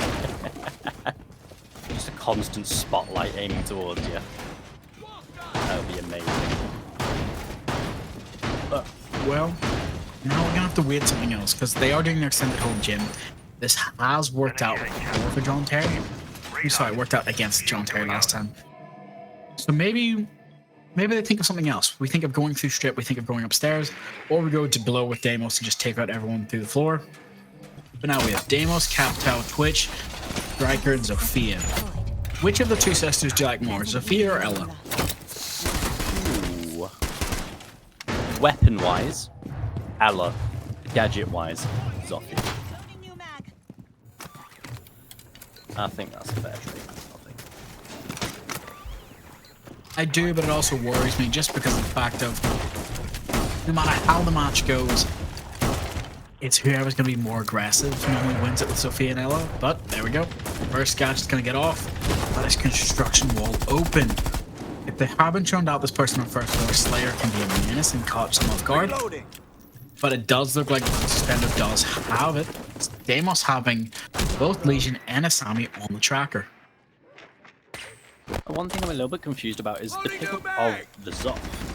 I'm unsure what the impacts can be proven useful to get rid of this shield, but then again, most of the time you would bring the Zoff if you're wanting to disrupt any tricking of any sorts. Now, if you wanted to try and do it for Jacuzzi Wall, it's a hard floor. You can't. Unless you want to, you can shoot it through the drone hole. That's what will most likely be used for, but it seems like they're not wanting anything of it, as Falcon will be taking out Pixel. That will go them Capital bots. None of them were actually used. That's going to be a lot of wastage gone down in that hands of John Terry. Well, you're right about that. For now, Pre-Fire rings out C4 in hand. Does not get the pick, though. But now, it's not close to the shotgun. Sarker getting one of his own. Taking out another one, Slayer. Getting another perfect shot. Spendo, last one standing. Sorry, Leonski's still standing as well. Getting a pick on a Zonk. Coming a 2v2 very early, but is not peeking that direction. Looks for where the diffuser is. It's down and out. And now Suspendo is stuck in construction. Has to try and make his way out. Goes to the rotate and gets taken out by Slayer. It was just a back and forth. Rip and rip. Not what you want to see. I'm glad you mentioned about the diffuser where he was looking for it, because I was like, what's he doing? Is he doing maintenance on the AC unit? He's looking the complete wrong way. Painful to see, especially when the fact that they thought they had it. They had 4 people up pushing through first pick, but then immediately refragged as well. There's just shots fired. Sammy muted Frost, Doc, and Smoke being brought now. CC, I'm gonna say, I'm hoping this Frost has a better strat than last round, because before they had Jaeger, now they're bringing Doc. Defenders, So protect your bombs from maybe being defused by attackers. they have something for it that I'm not sure of yet. Well, I mean, John Terry do need to bring out the strats now. There's no point in saving. You said last game it was 7-0, wasn't it, on Clubhouse? In their favour. Now it's almost reversed fully, obviously with the exception of 1 round. 4-1. It's quite the difference, and it's going to take a toll on the mental at some point, since 7-0, that's going to be very uplifting. Obviously, you shouldn't really get used to those kind of scorelines, since they come once in a few blue moons. Setting the welcome. But I hope it's strong and well. I do really right about that, but I also just like the fact that they're making sure the Monty can't just walk up rafters being absolute menace. For now, it's all going to come out to this team of how do we want to play this? C4, Frosts. Setting up. Going to work out in the favor of attackers. Suspendo, specifically being on the Sophia. Perfect timing, especially with Perix being on the Capital. If they're going to try and go for this push, they're going to have to make sure to clear this first floor early. Any impacts, any C4s, anything could stop any plan they want to try. Oh, especially when they go for the pre-fire from front door, almost getting one. But does not matter. Frost actually gets the pick on a person's in archives. That's Grim off the board. Doc's going to give Frost a wee stim back to full HP. Slayer's still half, but he's stuck now downstairs. Oh, Hoda just barely being able to survive. Ash still trying to go for any low forward ground taking. Here's the thing. One Ash charge right now could actually kill Frost. This Glaz just waiting for the head of Doc to peek up to try and stem somebody or try something. He's actually just waiting as well himself, because if them Capitao bolts start flying over, they just matrixing that bullet. If you see anything Capitao bolts flying over, he'll just start healing through them. Well, he'll try and attempt to. Obviously, he used one onto Hodka, but being at half HP with 2 stims remaining, it's going to be a little bit hard. Please look again. Yeah, I'm gonna be quiet. He's got no stims left. He's got nothing to stop him if that Capitao bolts come out. But for now, they're just gonna try and push through. They cannot waste any more time. One way or another, this Glaz is a menace on these windows. They know they can't cross. They know they can't go for the stim. It's gonna work out in a completely soft wall. Falcon just keeping a line of sight, hopefully here maybe. But for now, Texolo going down below with Capitao. Actually, Capitao and Sarko are going to try and take construction, try and push through.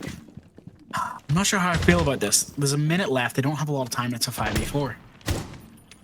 Oh, with 5 players on the board, which are pretty much all in sight, they're all kind of crammed into this into 2 rooms. And while most games spacing themselves out almost perfectly, which you can see here, it's a very nice positions between the lot of them. Whereas John Terry's kind of struggling to try and make an entry in. They have no hard breaches to try and do anything towards Calm Wall. Otherwise, they do also have the mute jam at the same time. Tex is going to take a lovely crouch walk. Say hello to Shog. Taken has access to red. Falcon taking a fair bit of damage, but that's 2 in the hands of that R4C. He's going to be the driving factor here. He hears the player underneath, gets a pre-fire up, but it isn't enough as Pete loves to pick it up with the P90. Here's Sarko with a lovely one-tap with that Glaz. But will it be enough for them to flush this round out for JT? Slayer, he has a lot to do. He's able to pick up Pixel. Now it's just a plant of the Zofia, which Suspendo will finish off that round and draw them back another round, keeping them in this game. Oh, that was painful to see. So, quick rundown for everyone at home of how that ended. Kill, kill, kill, kill, kill, trade, kill, kill, kill, trade. Beautiful, but really weird. So, honestly, going from the Capitao firebolts, pushing smoke out of place, Ash getting the turn, just crouch walking up. I do believe he actually did destroy the barbed wire, but I'm still not sure. Got up, got the first kill in the smoke, goes to the quick peek, guessing the other person who's lying down. Tries to push through, but does not work in our favor. Gets taken out from behind. Then you have the Doc, who trades with the Glaz after getting his own initial pick. Painful to see, especially after Doc getting the Ash. So for now, it's a 4-2. Wild are working on it very well. But you gotta remember, this is a defender-sided map. No Kaid, no Bandit, no Blitz, no Monty. Blackbeard and Fuse being one of the few shields left. Hold on, what other shields are there on attack? Just correct me. There is Fuse, Blitz, Monty, Blackbeard. Do you count Osa? Okay, Osa, that's the one I'm forgetting of. Yes, I would count her as a shield operator. So, you've got Osa, Blackbeard, and Fuse as your last 3 shield ops. Attackers need to locate and defuse. Striker needs a shield, I'm sorry. But for now, that's not going to work out in their favor. Hope to see what kind of changes or things I can take for my next ranked games. Everyone, I'll see you in ranked. Hopefully we can win this. Now with the 4-2 split, would you say that that is most beneficial for Wild or most beneficial for John Terry? Obviously, it is quite defender biased, but the location of a bomb. I think it's the most defender biased map. I think it's mainly for Wild. It's a very great advantage to be in, especially those 2 rounds as a buffer. Anything that doesn't work the first round, you're fine. Anything that doesn't work the second round, you ban whatever operator was not working out for you. Because again, first time, shame on me. Second time, shame on you. No bringing that operator anymore. Third time, rearrange something else. Third time, you retire. Well, we'll be seeing a spawn peek from Pixel. No more Capitao. Goodbye. I think that was from... Yeah, it's through the window. Barely getting Capitao is going to archives. That Vector at ADS speed and just pre-fire rate. Painful to see. The longest 2 minutes of Pete's around here, but Shock bouncing back. There will go that mute. I mean, Slayer obviously making good use of that 8 kills on the frag, as well as having good utility available with a decent survivability. I feel like he's a very good all-around player. Ooh, you can see the jitters coming out. You're alright about the all-aroundness for this team. Honestly, you can fill any spot you need. It's just dependent on the strat. For now, I'm hoping they realize that basement is downstairs. They're checking for any weird flanks or anything that could happen.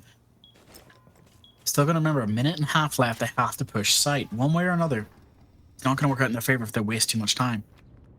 And the fact that this Valkyrie's not been droned out yet, otherwise Slayer could have a perfect wallbang on one. But now it's all gonna have to come out one way or another. There's Ash getting pre-fired by Sarko because he tried to swing this corner, not knowing Valk was there. Taking a free drop straight into sight. He's going to be keeping that one for himself, pocketing it just like the spawn peak onto the Capitao. But I mean, with 1 minute left, you have 1 C4 on the board. You have 3 smokes in pocket. They don't have any area denial at all. They only have flashbangs and a couple nades. It's not the most you can work with, but it's still doable. But with 1 minute remaining, John Terry have set themselves up quite nicely for this wild execute. Keep it deployed. We have some time. You might be right about that, but I'm wondering 2 separate things. Whether they rush or not, because things are about to get electric.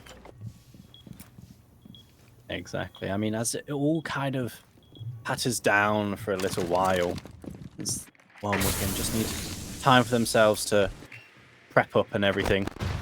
But Slayer needing to get off this vertical. It seems like they're going to try and head off on top of this audio queue, but as we wait, it's the last 20 seconds drop down, and it seems like they're a little lost at the minute, but we'll soon see on how that's going to come out. Flashes gets tossed through. There goes a down, as there'll be actually a team kill with that fire, but Falcon's going to take a lot of damage. Leonski's able to pick up one for the side of JT. Spots the player out, but the frag all the way from Blue would take out Falcon. Instead, it'll be Leonski to finish off the round. Everything happened ever so quickly, all in the favor of JT. I don't think they're going to be. Do you want a round recap?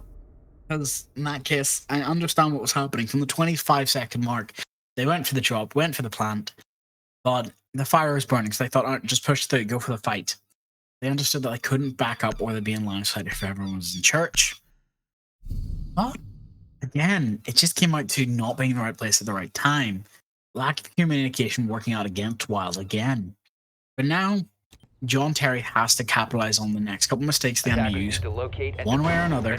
They don't have time to be wasting trying to adapt their conflict.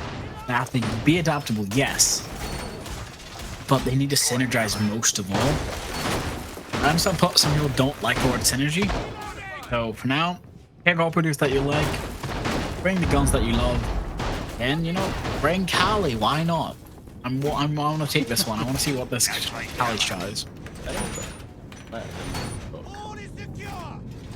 Now, in your opinion, so obviously I saw a graph earlier this week about the shield over the last couple of major tournaments and invitationals, etc., and that we are currently at the all-time high in presence of these shields.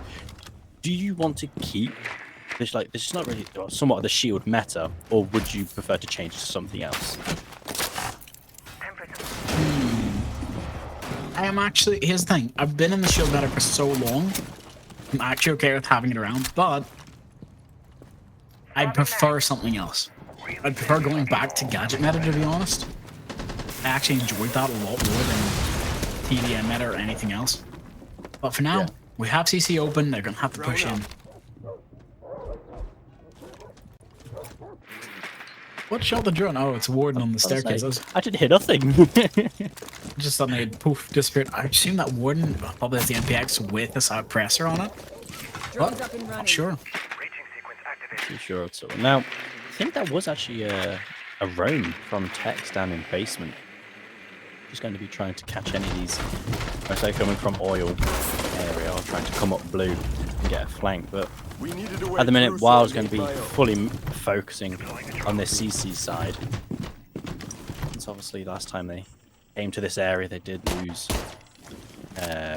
to Suspendo on that Zofia in the very last round, but trying to hold on to CC as long as you can is going to be the most vital. But it's a Suspendo. Again, it's his prime time. It is his territory to hold on to CC and Cash. And that Blackbeard's going to be just rendered as useless now. What about that? Rendered useless is not the way to play it. But Slayer does have a drone. Now that means this Blackbeard can be watching the cams for them. That means callouts are there for everybody. You just gotta be prepared. Two things I'm wondering is Callie's in bar. She knows there's gonna be a player on the staircase, can hear the opponent moving. I'm hoping they have more than just, hey, wait around and find out. There's a minute left, no time, diffuser's not in hand. They've got to push up and try to take the CC and then try to push Jim. A lot of time being wasted. Pre-fire rings up from Miro, damages Thermite but does not kill him. Gotta remember that limb damage is a thing again, but Suspendo there to capitalize on it, takes out Thermite. Becoming a 5 versus 3 with 40 seconds, not something you want to be. You can see Pixel is still tucked in logic. It could prove detrimental here, but never mind. Falco's there to shut him down.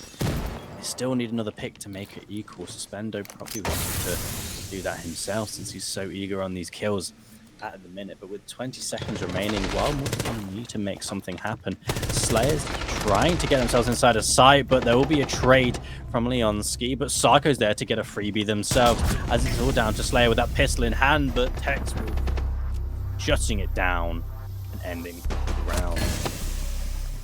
Ubisoft, please do not nerf the SMG-11. It's been hit enough. I actually am getting to the point where I can't control it. But for now, we get to see a 4-4 even split. This is the equalizer you wanted. And it shows that, yeah, this map is defender-sided if you can manage it. But also that, hey, anything is possible. Flores, Lion, Sledge, Sophia, Thermite, Mira, Smoke, Doc, Legion, Jaeger. I'm just gonna say, the lineups haven't been changing too much. Yes, the Kali was a bit of an oddball, but now we're back to the staples. Is there any operators you think that could be used to help the situation here? Or for the side of Wild?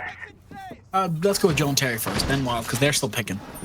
So we'll go for John Terry Wild. Right. If they were to, well, to be fair, their defenses are going very, very well for them. I mean, the only difference maybe you would want to have here is potentially, and then maybe double up on the Wamai. Obviously, they change it so that Jaegers can actually pick up the Capital box now, can't they? Yes, sure, they did. Which I didn't actually know when that first came out, but the side of Wild, again, I can't really state on what to go onto ops-wise, but I can tell them, which, I mean, they've done it themselves, is to come off that shield. After 2 rounds, it doesn't seem like it's really going their way with that shield. So drawing it back and have another gun up would probably be more beneficial. Well, you're right about that. In fact, that all these barricades are being opened. It goes to show maybe they're listening into what you're saying. Maybe it's time for Wild to start getting a little bit more crazy. I'm also hoping that since these things are changing, we're getting a hard breach charge onto Garage. Never mind, just Thermite opens it. They're going to walk in. It looks like this Doc is going to get pushed out place very quickly. But it's not over yet, and I don't think it'll be over by a long shot, especially with Suspendo here holding this downstairs angle and Textelo being able to watch his back. It goes to show if they don't drone this out correctly, this could all go horribly wrong for them. Exactly. Now, I'm surprised if we do see Hocker do the usual impact EMP from underneath to catch those Jaeger ADSs and then start the Capital bolt, since it's quite something which is quite popular at the minute, as Suspendo is able to just miss Slayer for a couple seconds, but never mind. Who are able to pick up the kill? It should be Pixel who actually picks it up. Never mind. Lost all the way in construction. But one player down, there was no trade available for the side of Wild Multigames. It seems like these rounds are slipping away in the hands of Wild Multigame after being 4-2 up. John Terry, see, they've leveled it out, but they seem to just not be stopping there. They want to push all the way through and take these rounds from them, but we've still got another minute 15 to decide that for them. As I said, here comes the impact team piece to get rid of these Jaeger ADSs. Shock's able to pick up Leon's. He's got to do that. Oh, okay, Sarko, just jump straight down. Sure, as he's able to pick up a second. Who let this man loose? Who let him loose? Wild isn't being wild enough now, and now one way or another, Thermite's gonna have to try and push the Doc out of position, but he can't. Sarko gets his third, and Suspendo ends it, tearing us up, going to the next round. I've got to say, a 5-4 split, yes, it's nice, but it's not what you want, especially for the side of Wild. I'm hoping there's something more to this, because now we get to see the Operator ban. Doc has to go for the defense. He shut you down so much, but we'll see if this is going to be... Do you think it'll be them bullying one player, or do you think it's going to be for the strat? I'm going to say strat-wise, they might just take out the castle so maybe secure thing, but it might be Mirror. I'd say that's for the strat, taking out Nero. Yeah. Even though Doc was the menace, I'd say that's right. That's probably the smart move. I'm concerned about a bit of the Blackbeard, though, since they haven't brought it. I think they've only brought it out 2 times. Do you believe you're right about it? Because the last round they did not have it. Now we get a Sami, Legion, Valkyrie, Goyo, and Mute. Ram, IQ, Sledge, Capta, Habana. No Thermite this time. Well, they can sick pick. Attackers need to locate and defuse Here's the bombs. thing. Going for hatchets is more important at this point, especially if you can trick them. Have the Ace and the Habana, so tricking hatches is pretty solid now. Especially with the new techniques people are finding every day. The biggest problem is, if you don't know it, you're going to be in trouble, especially with a Valkyrie who's just hiding. Actually, no, that was Wild, wasn't it? It was Wild that was hiding second floor, just in garage hiding, right? Yes. No, it was Sarko. It was Sarko. So we can have second round of Sarko hiding, playing Peekaboo. Exactly. Now, one thing which could actually happen as well is if they want to take Dare very quickly. They don't have much to deny, obviously, unless there's a Q mine in Dare. They don't have anything like Wildwood Gaming did when on the defense they had beepers set up. We'll soon see after. I think that was a attempted spawn peek from Leonski trying to dance with the devil. Well, there's no pale moonlight because there's no more night maps. Just got to be prepared for these people to try and rush clear upstairs as quickly as they can and rush down into sight. You have a Ram on board who's going to clear out as much as that middle hallway as possible, but Archives is still there. One way or another, Sarko is hiding again on the kitchen entrance. If Valkyrie's not John, this could be devastating. But for now, gotta back up, wait, and hold the angles. Something's telling me this is going to go wrong for Wild Multigaming. I don't think so. I think Wild have the strap, they have the play, they understand what they can and cannot get away with. They've been testing the water. They've lost 3 rounds instead of 2, not something they wanted to have. But, as you can see, Zonk is pre-firing, opening as much as they can. Hopefully now, this Capita has cleared himself all the way into blue. Can't just walk down, hopefully get a kill here on one of these people, but now one way or another, gonna be up to Ace. Oh, this, you can just barely see it. Sarko's still, I think, in the position inside a kitchen. Yeah, still hasn't moved. He's still in the freezer as he's just waiting, chilling about 1 degree Celsius. Well, he's been there for a whole half of the round, which they're only going to start making his way into where they wanted to, which the swing comes on out, and there will go the Ram. Now he's in a bit of a predicament as he's going to try and take a second, but with the Ram gone, obviously Ram's utility has been used. C4 tossed through, that might collect 1, and it will, as there will go Shock. Sarko should be gone from this position. P2's going to go towards Freezer and try and clean him up, but it'll be Hodka to finish off Sarko in the end. But those 2 kills should not have been available. Leonski's able to take a cheeky pick onto Falcon. No more IQ. Valkyrie cameras still available. Still in kitchen as well, may I add. C4 throw. Now does a little bit of damage to Leonski, but most importantly, P2 is gone. Still down to Hodka. As this round has been full of very silly little mistakes. A bit of misdroning as Leonski's going to try and get some damage done with impacts. Well, it does go down. Bringing a 1 versus 3, but Tech's going to be there with that T5 to finish it off. I've gotta say, nothing went to plan that time. Just did not work in their favor. John Terry might actually seal this, making it a 7-4 comeback. That's painful. So we were at 4-2. Now we're going 4-6. Match point. Jim Bedroom, a place they have not lost. They've come close. They've not lost it yet. Sarko is blowing my mind. The amount of rat plays which he's been producing. One inside of garage, we've had one inside of kitchen. From being defused by attackers. I mean, to bring out 14 kills as well, his back must be hurting. Well, I wouldn't put down the rest of his team just yet. Everyone's holding their own at least a little bit. It's not about the kills that's the important part, remember? It's about how much you can win these rounds by using your team's utilities and skills. Rainbow Six Siege is a game where the objective is to defuse, plant, or waste the attacker's time enough. And I think that's probably... Hold on. Castle, do you remember the right number? I've had people do this now, and they still can't get it right. It's only 7. 7? It's 8. You're supposed to have it set to 8 just so you can punch it 1 or 2 times extra. It's either that or mean you can't count. I'm more than willing to accept that I can't count, but everybody in chat can call me out later. Now, it's gonna have to wait and see if it's gonna work out in their favor or not. Ali is here, so all the castle backers are gonna get open pretty quick.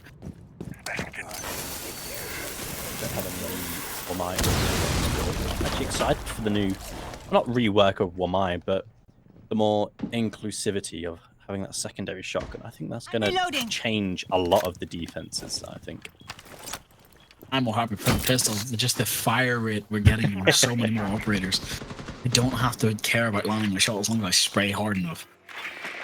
But now, we just have to wait. There's 2 minutes. They have to push in. They cannot waste time. That's been the killer for the last 2 rounds. Clear out as much as they can. Be prepared for any flanks. And rush. Only 2 people are in the second floor.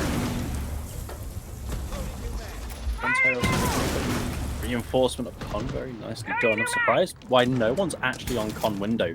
Just allowing Tex to do that.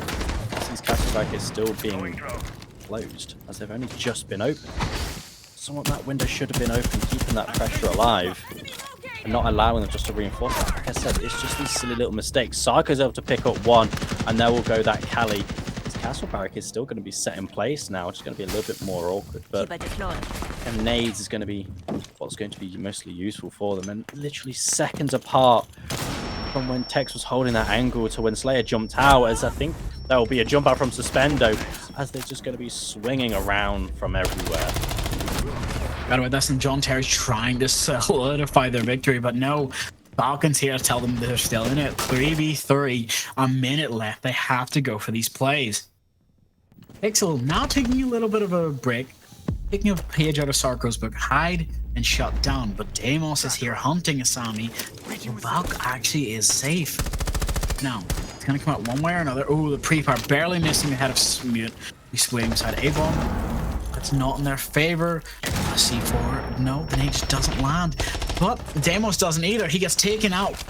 Falcon getting his own pick though, making it a 2v2, evening up, keeping both teams in.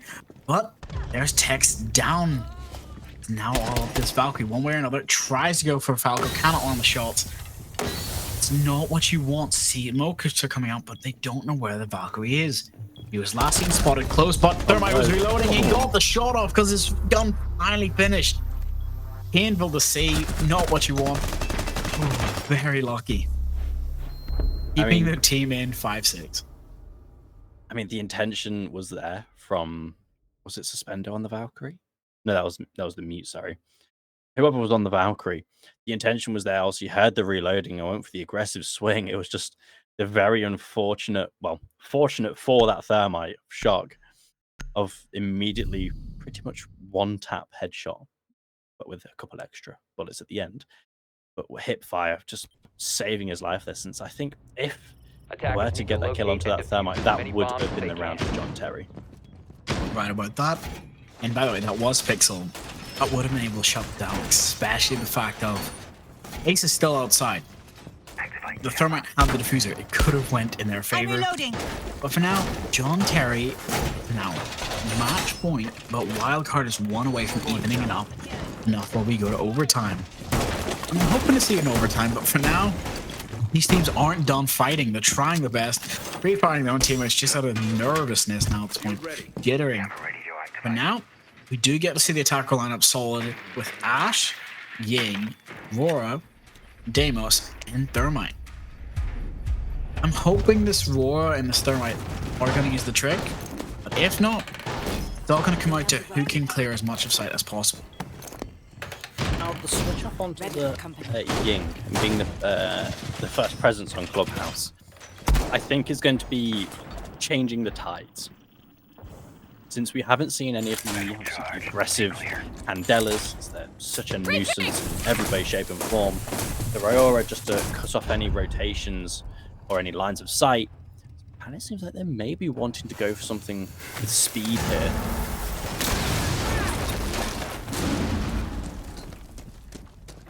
You might be right about that, with Deimos only having 2 on the scanner. Doesn't put them in the best position just yet, especially for post-plant. It does tell them that Asami, and if they do scan that warden with the Deimos tracker, they'll know there's one in Oral Pit. For now, it's all going to come out to who's going to drone what, who's checked what. And as you can see, Ash is already in. Ash is just ready to go up straight up these stairs, clear as much as construction as possible.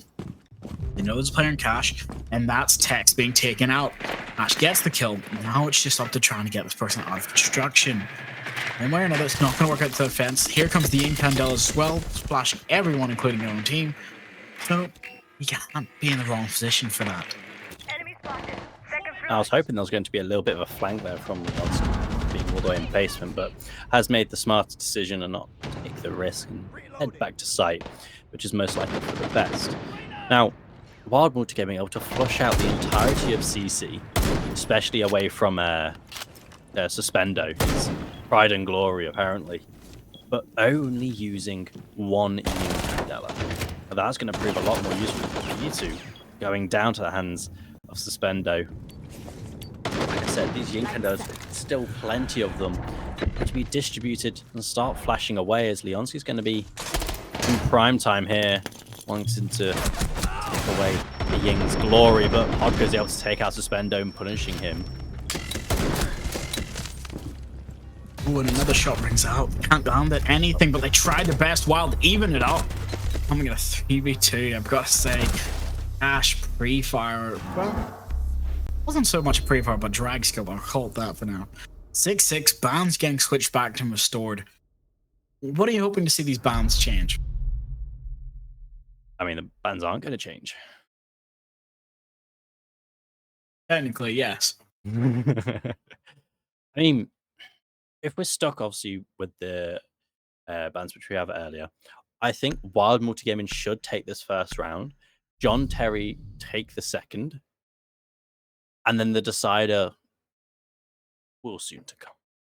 I don't want to spoil it because I've got it all prepped in my head. Need to locate and defuse Hey, if you got the script, you should have told me. I could have won a lot of money gambling. But for now, one way or another, this is Clubhouse. This is an old motorcycle center, so biker gangs used to love this area, but for now, we call it Home and Siege. Something that I'm wondering, especially with all this remodernization, you can call it that. Are you prepared for the next maps we get to see, especially with all these changes coming with the new update? I'm looking forward to Consulate was one of them, wasn't it? Mm-hmm. Consulate, Night Haven, which one was the last one? I think it was the finish of what is it? What other map has beepers right now that's not fixed? It's Consulate, yeah, so Consulate and Night Haven both getting fixed up and redone. Yeah, I think there'll be one more, but I'm quite looking forward to it. Texto's run out will be spotted out though. Done out for the time being, as he will take the rotate downstairs. So we've seen quite a fair few swarm peaks actually, as be the same again, I think, coming up from Pixel. But Wild Best gets out and succeed. But Slayer, Sarko gets one as well. Rushes in, gets the pick. Sorry, I think I just stepped on you. Go ahead. No, you're all good. You go for it. Well, going for it is Suspendo, but he runs out, tries to get another pick, and I'll get it. Now, they're upstairs, Falcon's in, clearing out as much as he can. They're hopefully going to be able to push in. I've got a question for you, because we're on overtime. One way or another, do you think they're going to waste enough time here, where they might lose just a timer? I think that's what John Terry's initiative is going to be. They have this extension all the way down into stock, and having these crossfires, which they do have here, between your favorite or one of the sisters, and I think that's Suspendo, I mean, Suspendo's going to be gone, but it will be a TK instead, so there will be non-ironic trade, but Sarko's going to be there. Texo's also going to be there, leaving it down to a 4 versus 1. Is this? It's going straight south for Wild Multi Gaming. You're right about that, especially with Falcon, but it's not over till Gridlock sings. And Gridlock has told us no. Legion finishes her off. That's Fuse being taken out. I'm going to say, John Terry have wanted to put this match away since the very start. I'm hoping, again, as we can see, bats aren't really changing, but they have changed. But I'm wanting to ask you, one way or another, do you think we could actually see a John Terry rush to finish? I'd love it. I would absolutely love it if they went for a complete and utter rush to finish it off. However, going to church and doing the rush is going to be the biggest risk of them all. The biggest. Purely for the fact that obviously they did it the first time round, which I think if they were to go for a rush, it will be Kitchen Hatch or Blue. Straight plummet all the way down Blue, having someone rappel on that secret window, looking all the way down, and then just beelining it with... Oh, they did have no Blackbeard. Probably with a Blitz.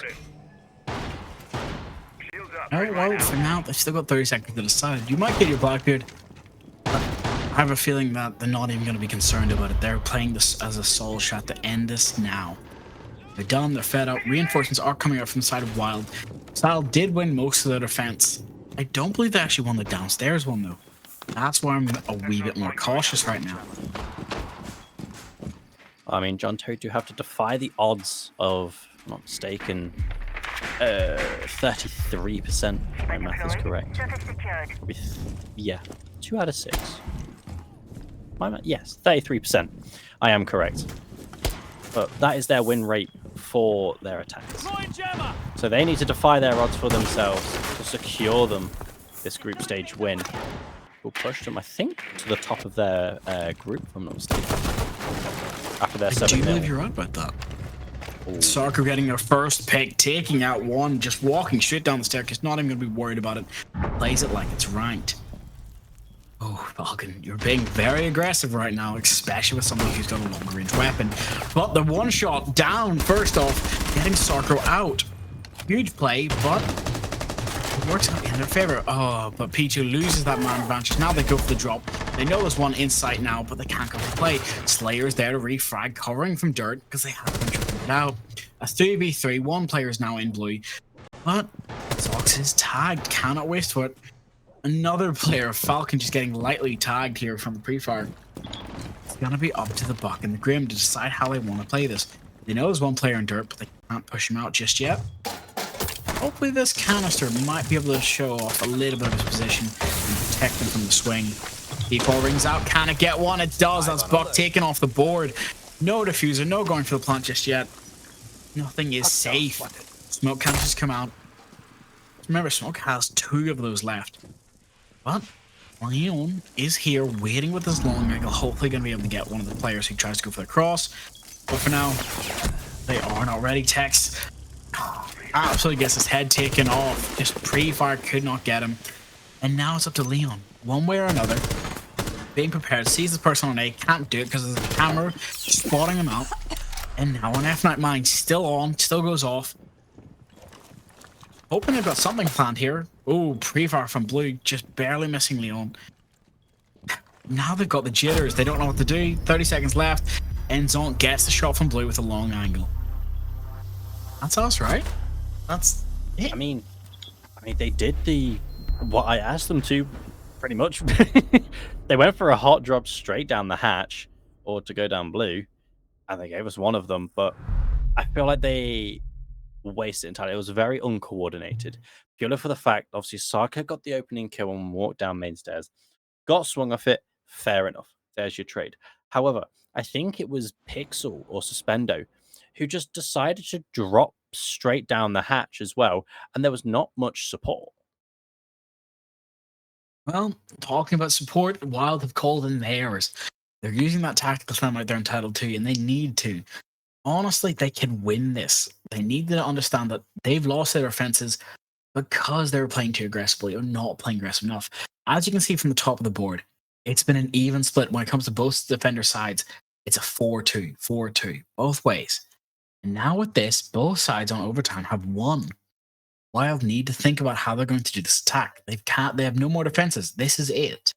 And I'm going to ask you, how do you improve your attack when on Clubhouse? On Clubhouse, the best thing you can do is learn to adapt. Learning to adapt to someone's defense is the greatest thing you can do.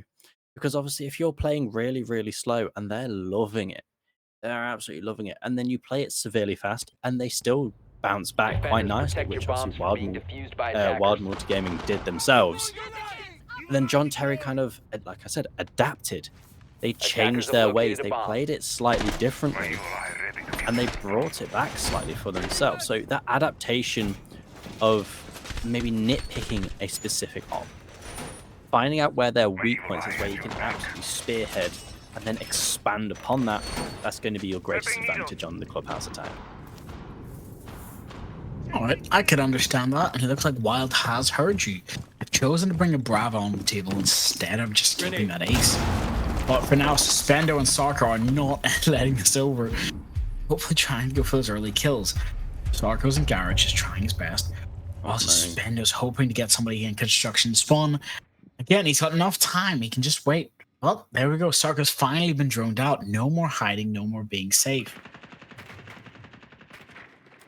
I mean, Suspendo's still able to go for this kill here, but Sarko does get down, and that's a terrible one for the side of John Terry. As I think Suspendo will most likely reinforce construction as he's still actually in there. But that's a great start for Wild Multigaming. Now, again, the one thing which we haven't actually brought up, bar and stage. It was that site. I wasn't actually sure that was the site. I thought it was downstairs. My eyes were playing trick on me. But no, that is where we are going. Bar and stage to finish us.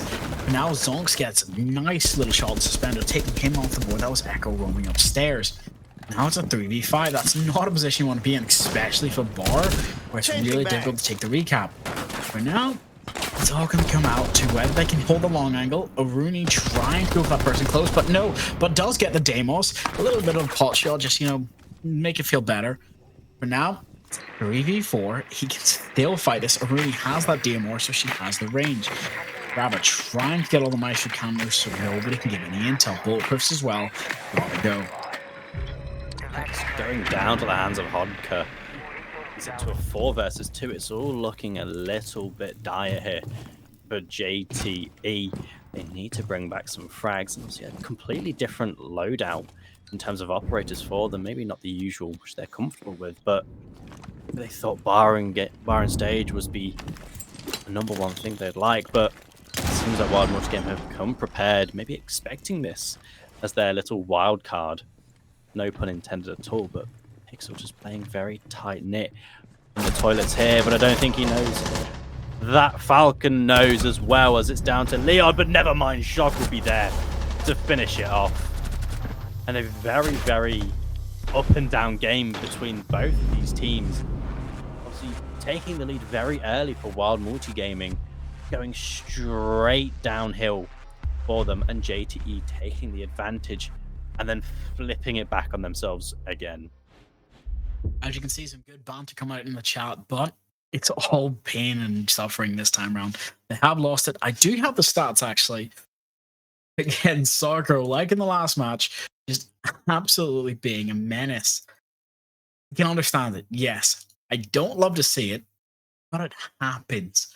One way or another, 18 Paul. Painful, beautiful, but not when you're in the final round. You shouldn't be trying to go with a pocket strat. But, I mean, we can take a look at the final standings, which we have at the minute. Should be able to see just a second. You can see John Terry will be 4th, if that is. It's a little small. I need to get my glasses sorted. Most definitely do. So I think that's still Divoli right at the top, holding on to that group in the end. But, I mean, we've still got plenty more other teams as well for the future to come up with. But other than that, do you have anything else to say, Drago? So, both teams, yes, they had the banter in the end. You got to remember to keep it nice and wholesome. You're great teams. if you thought it was weird, KDs weren't that off the charts. It's 1.2. It was 1.8. That's about it. It's like nothing above a 2. This wasn't as bad as last match, but hand on my heart, just to say, it was a popcorn of a match. It could have went either way at the end. It's just the pocket strat didn't save them this time. So, as we can all say, we'll be ready. We'll see you guys all soon for the next match. Let's see some highlights. Thank you to everyone in production.